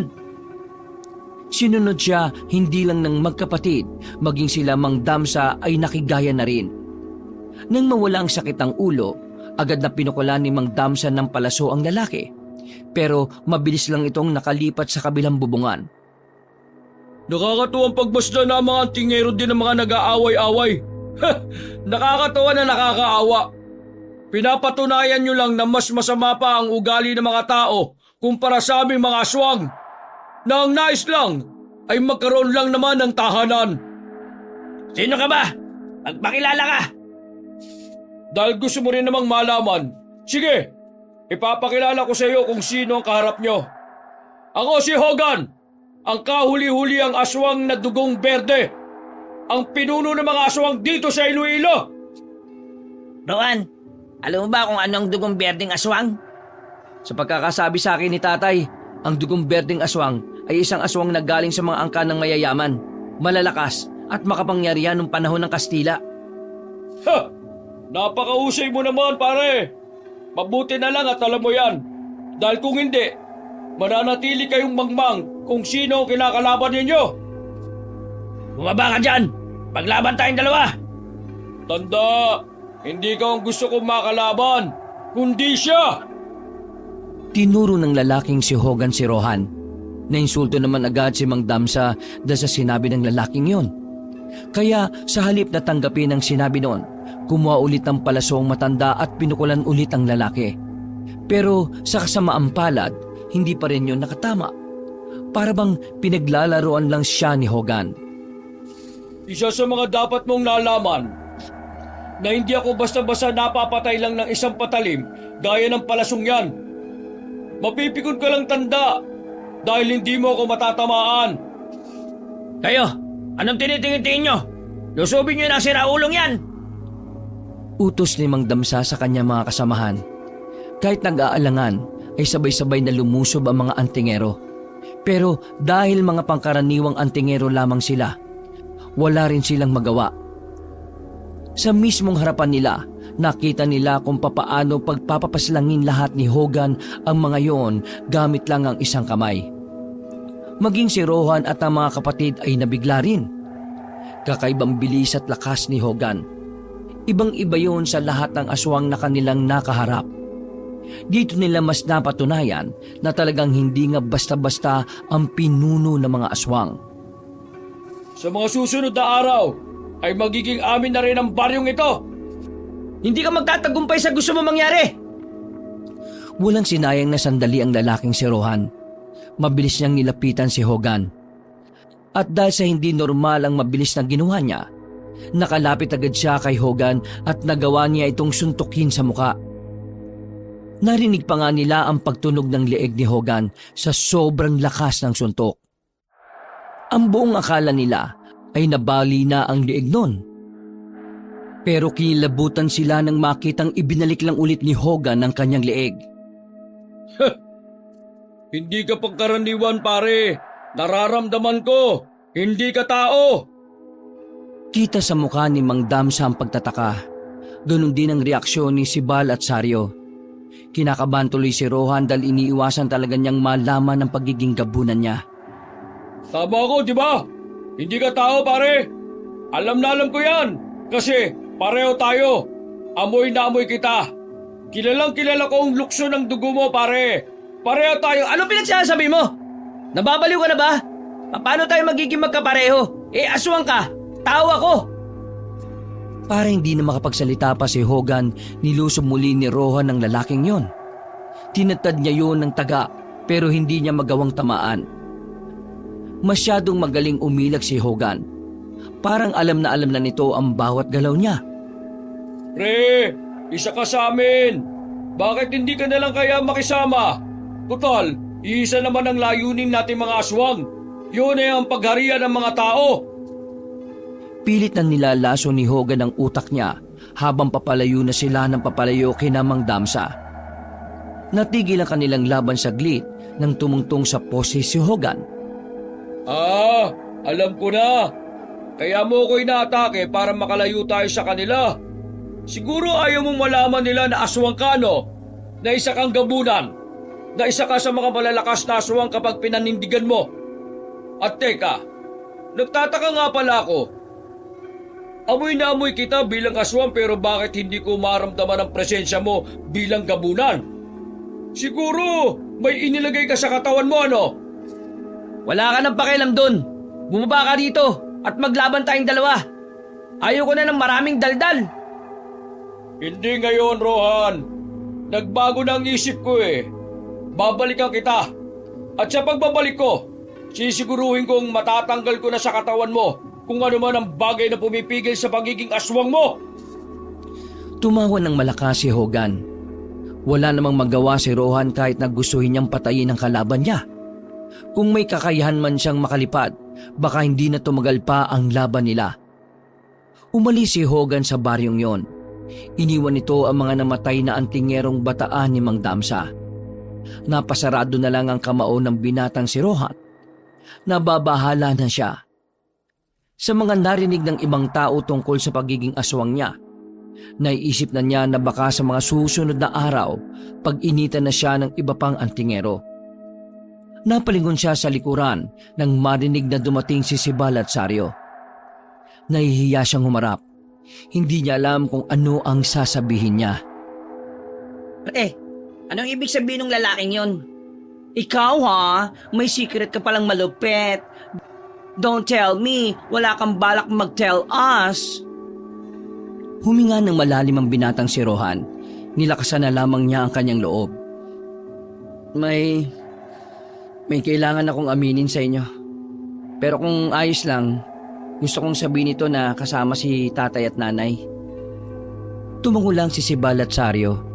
Nang masiguro na nilang wala nang natirang aswang, bumalik na rin sila sa bahay nila Rohan.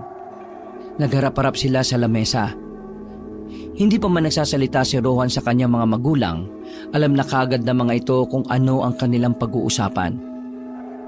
Sibal, Saryo, mga kaibigan ko kayo. Pero kailangan kong itago ito sa loob ng mahabang panahon para na rin sa kaligtasan ko. Pero ngayon, mukhang kailangan ko na rin ipagtapat sa inyo dahil malalaman na rin naman ang lahat eh. Isang malalim na hininga na naman ang ginawa ni Rohan. Tumingin siya kay Mang Samyo at pati na rin kay Aling Bettina. Pareho ang sinasabi ng ngiti ng mga magulang niya. Sibal, Saryo, tama ang lalaking si Hogan. Hindi ako tao. Hindi ako kagaya ninyo. Dahil una pa lang, isa akong aswang. Aswang na gabunan. Isa sa mga malalakas na uri ng aswang. Teka, sandali. Paano nangyari yun? Sabay na lumaki tayo, di ba? Hindi naman kita nakita ang aswang nun eh. Oy, experiment ba na story yarn? No time for joke ha, truth only. Ayaw niyong ikwento ko ang lahat mula sa simula. Sandaling uminom muna si Rohan ng kape. Kinakabahan man sa magiging tingin sa kanya ng magkapatid, kailangan niyang tibayan ang kanyang loob. 2 dekada na ang nakakaraan. Nakita ako ni tatay at nanay sa kagubatan. Basang-basa ako ng ulan. Nung una nila akong makita, maging sila'y natakot din. Itim kasi yung buo kong katawan eh. Pero kinuha rin nila ako nang akalain na namalikmata lang sila. Inampun nila ako. Inalagaan hanggang sa maging 1 taon na ako. Dito pa lang nila nalaman na hindi ako normal. Ang kwento sa akin ni tatay, naging gabunan ako nung 1 taon pa lang ako. Naging mabangis na aswang ako. Dumating sa puntong muntikan ko pang mapatay si tatay. Kinulong nila ako pansamantala. hanggang sa natuklasan ni tatay ang paraan para maitago sa katauhan ko ang pagiging aswang ko. Isang patay na anting-anting ang pinalunok niya sa akin. Ang anting-anting na yon ay ang kumokontrol sa utak ko para hindi ako tuluyang maging ganap na aswang na parang walang isip. Kaya magmula nun, eto na ako, namumuhay bilang tao. Kahit na ramdam ko pa rin sa sarili ko ang pagiging aswang ko. Kaya ba kulay itim ang kamay mo kanina? Oo, pero hindi naman ako naging aswang kanina. Lahat ng kakayahan ng isang gabunan, nagagawa ko kahit tao ang estado ko. Pero ang mga senyales ng pagiging aswang ko ay hindi mawawala. OMG! This is revelation, confession, confirmation. Basta lahat na may mga syon. Maliban na lang ang corruption. Di, totoo talagang aswang ka. Oo, totoong aswang ako. Kalahating aswang, kalahating tao. Hindi ko alam kung saan ako nagmula, pero isa lang ang alam ko. Ang mga magulang ko, sila ang tunay na pinagmulan ko. Dahil sa kanila lang din naman nagmumula ang pagmamahal na pinaramdam ko sa lahat. Maiintindihan namin kung magbabago ang tingin nyo kay Rohan. Alam namin na naglihim kami sa inyo. Pero sana, dumating ang araw na matanggap nyo rin ang aming rason. Hindi na po issue sa amin kung ano si Rohan. Ang malaga sa amin, mabuti siyang nilalang. Yun na lang po ang pangahawakan namin. Trulalu, babalu. Aanhin mo naman kasi ang pagiging human being kung atitsona ka naman, di ba, Subatembang? Ibebet ko na ang aswangit na goods kaysa naman kay Mang Damsa na very bad ang katawang lupa niya. Tama si Kuya Rohan. Hindi nagbagong tingin namin sa'yo kahit na kaunti. Ikaw pa rin ang Rohan na nakilala namin. Bongga! After ng revelation, confession, confirmation, ngayon naman ang acceptance, remittance, substance, importance, maliban na lang sa nutribans kasi wala na nun. Kuya, ano bang pinagsasabi mo? Seryosong usapan eh. Kulit mo talaga. Malapad ang ngiting ipinakita ni Rohan sa dalawa. Hindi niya inakala na magiging madali lang para sa mga kaibigan niya na tanggapin ang tunay niyang katauhan. Totoo bang tinatanggap niyo ako? Bakit? Ano bang hindi ka panipaniwala sa pagtanggap namin sa'yo? Mga kaibigan mo kami, baka nakakalimutan mo. At sa pagkakaalala ko, wala ka namang ginawang masama sa amin para hindi ka namin tanggapin. Nakakatuwa naman ang mga batang ito. Napakatibay talaga ng mukha nyo, ng pagkakaibigan ninyo. Ngayong alam na nating tanggap nyo si Rohan, ang magiging problema natin ngayon ay ang mga tao. Natitiyak kong ipagkakalat ni Damsa na isang aswang si Rohan. Kaya naman, hindi tayo pwede magtagal dito. Kilala nyo naman si Damsa. Tama po kayo. Lalo na ngayon, halos kalahati ng bilang ng sama nila ay namatay. Sigurado kong kay Rohan niya ibubuntong ang galit niya. Itay, inay, magtago kayo sa silong natin. Huwag na huwag kayong lalabas hanggat wala kami. Dadaganan namin ng katre ang pinto para walang makapansin na may lagusan pababa. Sa oras na malagay na sa alanganin ng lahat, dumaan na kayo sa ginawa nating tunnel Tapos sa gubat na lang po tayo magkita-kita. Sumang-ayon naman si Mang Samyo. Yun lang naman kasi ang pinakamagandang paraan para hindi mapahamak ang dalawang matanda. Bago pa mangyari ang kinatatakutan nila, sumuot na sa pinto pababa ng silong ang mag-asawang Samyo at Bettina. Sakto naman na paglabas nila, nasa harapan na ng bakuran si Mang Damsa. Hindi lang ang mga antingero ang kasama ng mga ito, kundi pati na rin ang mga taong bayan. Bakit kayo naririto? Mga kabaryo, ang lalaking yan, isa siyang aswang.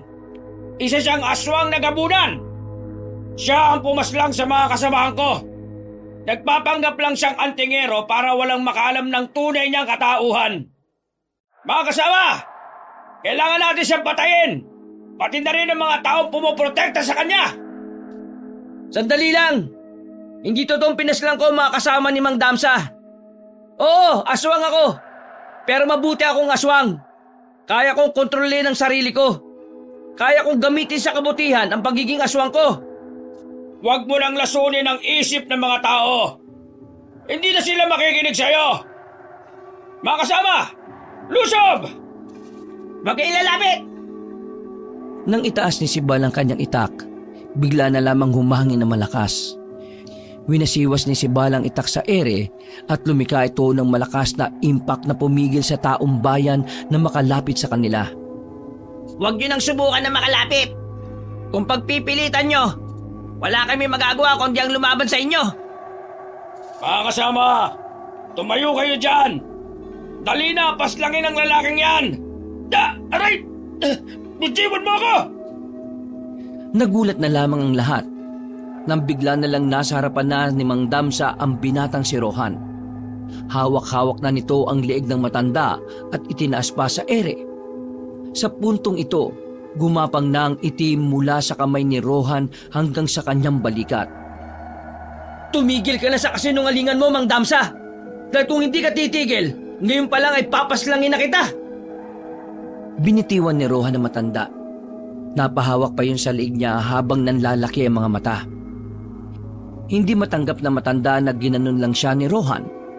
Kaya naman, ginamit na rin ito ang kanyang anting-anting. Mabilis din siyang nakarating sa likuran ni Rohan. Sasaksakin na sana nito ang binata pero triple ang talas ng pakiramdam ni Rohan. Nakailag yun at inago kay Mang Damsa ang punyal. Gamit ang isang kamay, binali ni Rohan ang punyal sa harapan nilang lahat. Takot na takot ang mga tao. Maging ang mga antingero ay hindi makapaniwala na ang kinikilala nilang malakas na pinuno wala ring nagawa sa kakaibang kakayahan ni Rohan. Mang Damsa, huling babala ko na sa inyo ito. Kapag hindi ka pa tumigil, ako mismo ang papaslang sa iyo ngayon. Umalis na kayo! Alis! Natatarantang nagtakbuhan ng mga taong bayan. Samantalang si Mang Damsa naman ay hinila na lang din ng mga kasamahan niya. Babush! Going home ang peg ng mga first na yarn. Mga inutil talaga mga taga rito sa atin eh. Ang bilis nilang naniwala na hindi pa lang nagsasagwa ng sarili nilang investigasyon sa nangyari. Wala na tayong magagawa kung talagang nalasonan ni Mang Damsa ang utak nila. Ang mahalaga ngayon, naparamdam natin sa kanila na hindi nila tayo kaya. So, what's next? Aalis ba tayo dito? Hindi tayo aalis. Kawawa ang mga tao dito kapag iniwan natin ang baryo. Wala tayong aasahan kay Mang Damsa. Isang malalim na paghinga na lamang ang nagawa ng binata. Habang tumatagal kasi, lalong nagiging komplikado ang lahat. Kinabukasan ng umaga, maaga pa rin silang nagising kahit na kulang naman ang kanilang tulog. Nasa bakuran lamang sila. Nagluluto ng kanilang aalmusalin. Hindi sila lumalabas. Lamang kasi sila ng usapan. Hindi naman dahil sa natatakot sila, kundi dahil iniiwasan lamang nilang makapanakit ng mga sibilyan. Sibal, tingin ko, kailangan nyo ng punta ng pamilya nyo. Ipaalam nyo sa kanila ang kalagayan natin. Mas mainam na ilayo nyo na rin sila rito. Baka mamayang gabi, gumawa na naman ng pag-aalsa sila Mang Damsa. Kuya, ikaw na lang ang umuwi sa atin. Dali mo sila sa malayo rito. Total, ikaw naman ang marunong magpatakbo ng jeep natin eh. As is? Now na ba? Hindi, mamayang hapon na. Bago sumapit ang kinagabihan. Nanatili lamang sila sa loob ng bakuran. Gustuin man nilang lumabas ay nakaabang naman sa kanila ang mga residente. Meron din mga antingero na pabalik-balik. Nakala mo ay totoong matatapang pero nagmamadali namang makaalis kapag natitigan ni Rohan. Dahil sa mga nangyari, napagtanto ni Rohan na mas malala pa pala na kalaban ng mga kalugar nila kesa sa mga aswang. Ang kinababahala niya, Baka ang mga tao pa ang maging dahilan kung bakit malulugmok ang baryo nila. At kung minamalas-malas pa, maging ang buong Iloilo na rin. Dumaan ng maraming oras at malapit na rin kumagat ang dilim. Lihim na nakaalis ang binabaing si Sario para puntahan ang pamilya. Naiwan naman si Sario na kasama nila Rohan. Tay, Nay, pwede na kayo ulit pumasok sa ilalim. Kagaya ng napag-usapan ha. Sa gubat na tayo makikita kapag dumating sa puntong kailangan na naming lisanin ito. Agad namang sinunod ng dalawang matanda ang sinabi ni Rohan. Kahit na kinabukasan, nanatiling naroon si Rohan at si Bal. Maigpit ang hawak nila sa kanilang mga sandata. Pre, kung ano man ang mangyari sa ating dalawa, gusto kong malaman mo na ikaw ang idol ko. Para kang sira. Pinagsasabi mo dyan, hindi tayo mamamatay no? Pre, sa totoo lang kinakabahan ako. Kalaban natin ang mga aswang, kalaban pa natin ang mga tao na dapat kakampi natin. Kailangan mo lakasan ng loob mo. Kung hindi, manghihina rin ang anting-anting mo. Oo, ginagawa kong lahat para maging matibay. Sana nga lang, hanggang dulo hindi ako hayaan ng anting-anting ko. Kailangan lang natin. Uy! Anak ng teteng! Hindi na naituloy ng binata ang kanyang sasabihin nang may biglang tumusok na palaso sa harapan nila. Mabuti na lang ay agad na gumana ang anting-anting ni Sibal kaya madali itong nakailag. Si Rohan naman ay lumundag ng palayo. Nagkalayo sila ni Sibal. Nasa kabilang parte ito ng gilid ng bahay. Nagsisimula na naman ang mga antingero. Mag-iingat ka pare. Hindi ba natin sila talaga pwedeng palagan? Napipiko na ako sa mga yan eh. Paano mo papalagan kung hindi nga natin alam kung nasan sila? Ito na naman, kainis, tago! Pinaulanan sila ng maraming palaso. Mabuti na lamang ay nakapagtago si Rohan sa ilalim ng papag. Si Sibal naman ay tinakip sa sarili ang yero na nakatambak lang doon. Naiinis na ako! Biglang lumabas sa pinagtataguan si Sibal. Tinaas niya ulit ang itak niya sa ere. Lahat ng palaso na papunta sana sa kanya ay nilipad lang ng hangin. Pagkatapos nito, humagupit siya ulit sa itak para makalika ulit ng malakas na impact. Sa ginawa niyang yon, nakita na nila sa taas ng mga puno na nagtatago ang mga yon. Sinamantala na ni Rohan ang pagkakataon. Mabilis niyang tinungo ang mga puno at saka pinagbababatukan ang mga antingerong nakadipana. Hindi niya yon pinaslang dahil alam niyang matutulungan sila ng mga yon kapag dumating na ang mga aswang. Wala na bang papana sa atin? Pinatulog ka na muna sila, pero mas may kailangan pa tayong isipin. Bakit? Anong problema? Nararamdaman ko na ang mga aswang. Nandiyan na sila. Hinawi ni Rohan si Sibal nang may lumitaw ng aswang mula sa itaas. Nakalbot ito si Rohan. Pero nang umitim na ang kanang kamay ni Rohan ay dinakman niya ang aswang na yon at agad na pinatay. Napalibutan na sila ng mga aswang. Marami ang mga yon. Nababahala si Rohan para kay Sibal. Kung siya lang kasi ang naroon, makakatagal siya sa laban. Pero iniisip niya si Sibal. Kahit kasi may anting-anting ito, mawawalan din yon ng bisa kapag nakialam na si Hogan. Nagsimula ang laban. Minadali lang ni Rohan ng mga aswang. Pinagpapapas lang niya na lahat at wala nang pinroblema pa si Sibal. Pero hindi pa pala roon nagtatapos ang lahat. Dahil sa ibang parte pa ng kanilang baryo ay kumalat na ang mga salot na nilalang. Pinapahanga mo talaga ako, Rohan. Tunay ngang isa ka sa amin. Napalingon si Rohan sa taas ng puno nang lumitaw roon ng lalaking si Hogan. Tumalon ito palapit sa kanila. Nasa 10 metro na lang ang distansya nila sa isa't isa. Tapusin na natin ang laban na ito! Huwag tayong maglalaban. Dapat magkakampi tayo. Wala akong pakialam sa sasabihin mo. Hindi nagsayang ng oras ang lalaking si Rohan. Sa puntong ito, 2 kamay na ang umitim sa kanya. Pumuti na rin ang kanyang buhok. Medyo nabahala si Sibal sa sarili kay Rohan dahil parang unti-unti nang lumilitaw ang pagiging gabunan nito. Tinaga ni Rohan si Hogan Pero nahawakan lang ng lalaking aswang ang itak niya. Inagaw yun sa kanya at pinutol. Hindi tumigil si Rohan. Lahat ng nakita niyang pagkakataon ay kinuha na niya para patamaan ng kanyang mga suntok si Hogan. Binugbog niya yun ng binugbog. Nilamog niya ang mukha nito at halos hindi na yon makilala sa dami ng dugo na tila hinahilamos nito. Gigewang-gewang na si Hogan, pero katakataka na nagagawa pa rin nitong tumawa. Napakalakas mo! Tunay ngang isa kang gabunan. At bilang paggalang sa pinapakita mong lakas, ipapakita ko na rin kung ano ang sakin. Sibal, umalis ka na. Bilisan mo. Hindi kita iiwan. Mapapahama ka lang dito. Bilis na. Agad sumunod sa kanya si Sibal, hanggang sa tuluyan na ngang nakapagpalit ng anyo si Hogan. Kulay itim na ang buong katawan nito at puting-puti na rin ang buhok.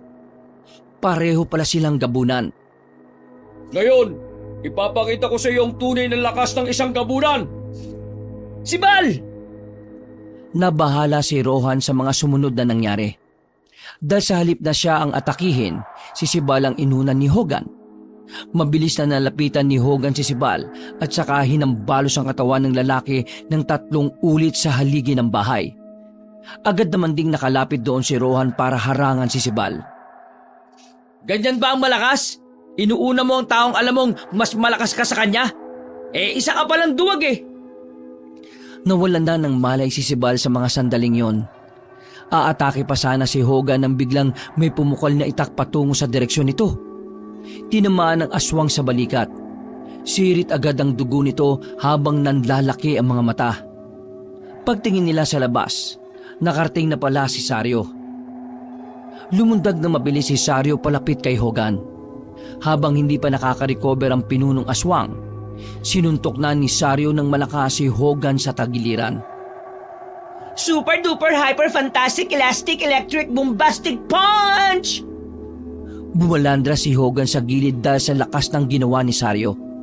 Buong akala nila ay hindi nababangon si Hogan, pero hindi pa pala yun ang katapusan. Magaling! Magaling! Sobrang husay! Pero hindi ako mapapatay ng isang pangkaraniwang antingero lang! Biglang tumalon si Hogan at dinakma ang mukha ni Sario. Malakas nitong binagsak si Sario sa lupa at saka sinipa ng buong puwersa. Tumama pa ang likod ng binabae sa bakod. Namilipit ito sa sakit. Hindi na rin ito makabangon. Magbabayad ka sa ginawa mo! Muling umatake naman si Rohan, pero sa pagkakataong ito, hindi na tinablan si Hogan. Kahit lakasan niya pa ang mga suntok niya, tinatawanan na lamang siya nito. Wala ka na magagawa. Ang mabuti pa, umanib ka na sa akin. Kasi kung hindi, malalamog ka lang sa akin. Sinuntok siya ni Hogan. Tumalsik agad siya at tumama sa pintuan nila. Hindi pa nakontento si Hogan. Dinakma pa ang mukha niya at saka iniangat sa ere. Pinagsusuntok nito ang kanyang tiyan hanggang sa sumuka na siya ng dugo. Hinangina na si Rohan ng ibagsak na ito sa lupa. Pinagtatatadyakan siya ni Hogan habang tumatawa-tawa. Ang paghihirap niya ay ang siyang nagbibigay ng kakaibang ligaya para sa lalaking aswang. Ano? Masarap ba? Yan ang napapala ng mga kagaya mong ayaw tanggapin ng buo ang lahi ng pinagmulan niya. Hinawakan siya ni Hogan sa kwelyo at muling binalibag sa direksyon ni Sibal na sa mga sandaling ito ay nagkamalay na rin. Pero hindi ito makatayo. Rohan, wala na tayong magagawa. Nagulat sila nang makitang kinaya pang makatayo ni Rohan. Kahit duguan na ang mukha nito ay nagawa pa rin itong iangat ang kanyang tingin. Kumapit ito sa pader at saka nagsalita. Hindi pwedeng wala tayong magagawa. Ang kulit mo naman. Bakit ba kasi hindi ka nalang sumuko at magbalik sa amin eh? Total, isa ka rin naman sa amin. Isa lang ang dugong nananalaytay sa atin. Ngayon ko lang nalaman. Ano? Ngayon ko lang nalaman kung paano alisin ang matagal nang nasa katawan ko. Rohan, anong iniisip mo? Sibal, Pakisabi kay tatay at nanay, patawarin nila ako. Ito na lang ang nakikita kong paraan para matalo ang isang ito. Biglang sumigaw ng malakas si Rohan. Kasunod nito ay napalod na ito sa lupa. Hawak-hawak ang sariling liig. Maging si Hogan ay naguguluhan din sa nangyayari. Saka lamang nito naintindihan ang ginagawa ni Rohan nang makita nilang nailuwanan ng binata ang patay na anting-anting. Rohan! Wag! Muling tumayo si Rohan. Napangiti pa ito nang mapatingin kay Sibal. Ilang sandali lang, tuluyan nang naging kulay itim ang buong katawan ng binata. Mas humaba ang buhok nito na kulay puti. Naging kulay pula ang mga mata. Yan! Yan ang gusto ko! Tinanggap mo na sa wakas!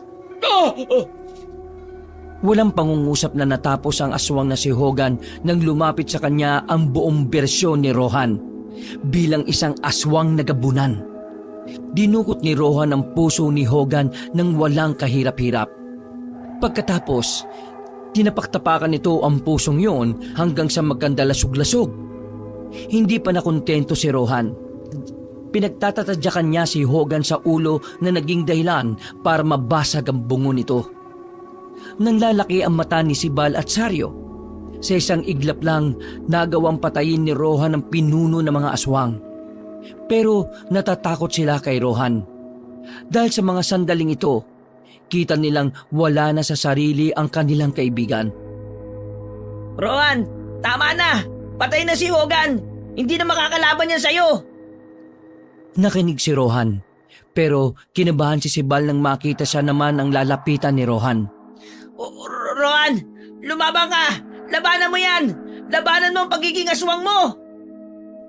Kakaunting distansya na lang si Rohan nang biglang dumating naman si Mang Damsa. Tumakbo ito palapit kay Rohan at tinangkang itatarak ang itak. Pero nasa lagyo ni Rohan. Binalibag nito ang matandang antingero. At nang bumalandra ito sa gilid, ay nilapitan niya yun ulit. Akmang papas lang inasana ni Rohan si Mang Damsa nang biglang dumating naman si Mang Samyo. Mabilis nitong naitarak sa likod ni Rohan ang kulay gintong punyal. Dahil sa ginawa ni Mang Samyo, unti-unting bumalik sa dating anyo ang binata. Pero dahil sa saksak ng ginawa ni Mang Samyo sa binata, muli itong sumuka ng dugo. Anak, patawarin mo ako pero kailangan ko itong gawin bago ka pa makapanakit ng iba. Patawarin mo ako, anak. Tatay, maraming salamat. Maraming salamat dahil hindi niyo ko inayaang maging masama. Maraming salamat dahil ibinalik niyo kaagad ako sa dati. Masaya ako ngayon, tatay. Inilagay ni Mang Samyo ang ulo ng anak sa kanyang bisig. Nakangiti ang binata sa kanya. Marami pa sana siyang gustong sabihin pero tuluyan ng pumikit si Rohan. Naiyak na lamang ang matanda. Ganon din si Sibal at Saryo. Noong mga sandaling yon, tila nakisabay pa ang panahon dahil biglang umulan ng malakas. Walang humpay ang pag-iyak nila sa inakala nilang pagkamatay ni Rohan. Hindi na nila mararamdaman ang ginawa dahil ang tanging nararamdaman na lang nila ay ang kalungkutan. Matapos ang sandaling yon, inilagay na nila ang katawan ni Rohan sa ibabaw ng lamesa. Kinumutan nila yon ng itim na tela. Dadasalan na sana nila ang katawan ng lalaki nang biglang kumidlat ng malakas. Gumawa ng malakas na liwanag ang kidlat na nagdulot pa ng panandali ang pagkabulag nila. Pagtingin nila sa lamesa, wala na roon ang katawan ni Rohan. Isang boses ng babaeng mahiwaga ang kanilang narinig. Parang nanggagaling sa kalikasan ng tinig nito. Saktong nagsalita ito ay tumigil naman ang ulan. Tapos na ang misyon ni Rohan sa lupang ito bilang aswang. At dahil sa pagmamahal niyo sa kanya, isang biyaya ang ipagkakaloob ko sa inyo sa mga susunod na araw. Nang mawala na ang mahiwagang boses, saka na muling bumuhos ang malakas na ulan. Napatulala na lamang sila noong mga sandaling yon. Hanggang sa sumapit ang kinabukasan, hindi na nila muling nakita pa si Rohan. Ang paniniwala nila, Si Rohan ay pagmamay-ari ng isang diwata na ginawa lamang instrumento para sa kabutihan. Lumipas ang 2 linggo. Tahimik na ang baryo. Wala ng mga aswang dahil nang mamatay ang pinuno ng mga yon, nagkandamatay na rin silang lahat. Payapa na ulit ang baryo. Matino na rin ang utak ni Mang Damsa. Sa katunayan, humingi pa nga ito ng paumanhin sa kanila. Miss na nila si Rohan, pero kailangan nilang tanggapin na wala na nga ang binata. Mabuti naman at dumating na kayo. Magsisimula na tayo sa pagdarasal. Pumasok na ang magkapatid na si Bal at Saryo. Nakabenda pa ang mga braso nito dahil sa mga bali na natamo. Nakakapanibago. Hindi ako sanay na wala si Rohan. Kurak! Ba't naman kasi siya ginetsong ng mahiwagang boses? Di man lang iniwan sa atin para makapaglamay ng goods, hindi ba? Kagaya ng sinabi ko noong nakaraan, isa siyang instrumento. Pagmamay-ari siya ng diwata kaya ang diwata ang may karapatan sa kanya. Kung nasaan man ngayon ang kaluluwa ni Rohan, ipagdasal natin na masaya siya roon. At dapat pilitin din nating maging masaya para sa kanya. Magiging masaya para sa akin? Bakit? Hindi naman ako nawala ah. Napatingin silang lahat sa pintuan nang marinig ang boses na yon. Agad na tumulo ang luha nila. Napalapit naman agad si Aling Bitina sa kanya. Pinisil-pisil ang mukha ng binata para alamin kung totoong si Rohan nga ba talaga yon. Buhay ka! Salamat at buhay ka! Diyos ko, buti naman at nakabalik ka. Ang akala namin ay hindi ka na namin makakasama. Nakiyakap na rin si Mang Samyo sa kanila. Pre, anong nangyari? Bakit ka nakabalik? Bongga! Pasuspense ang peg yarn!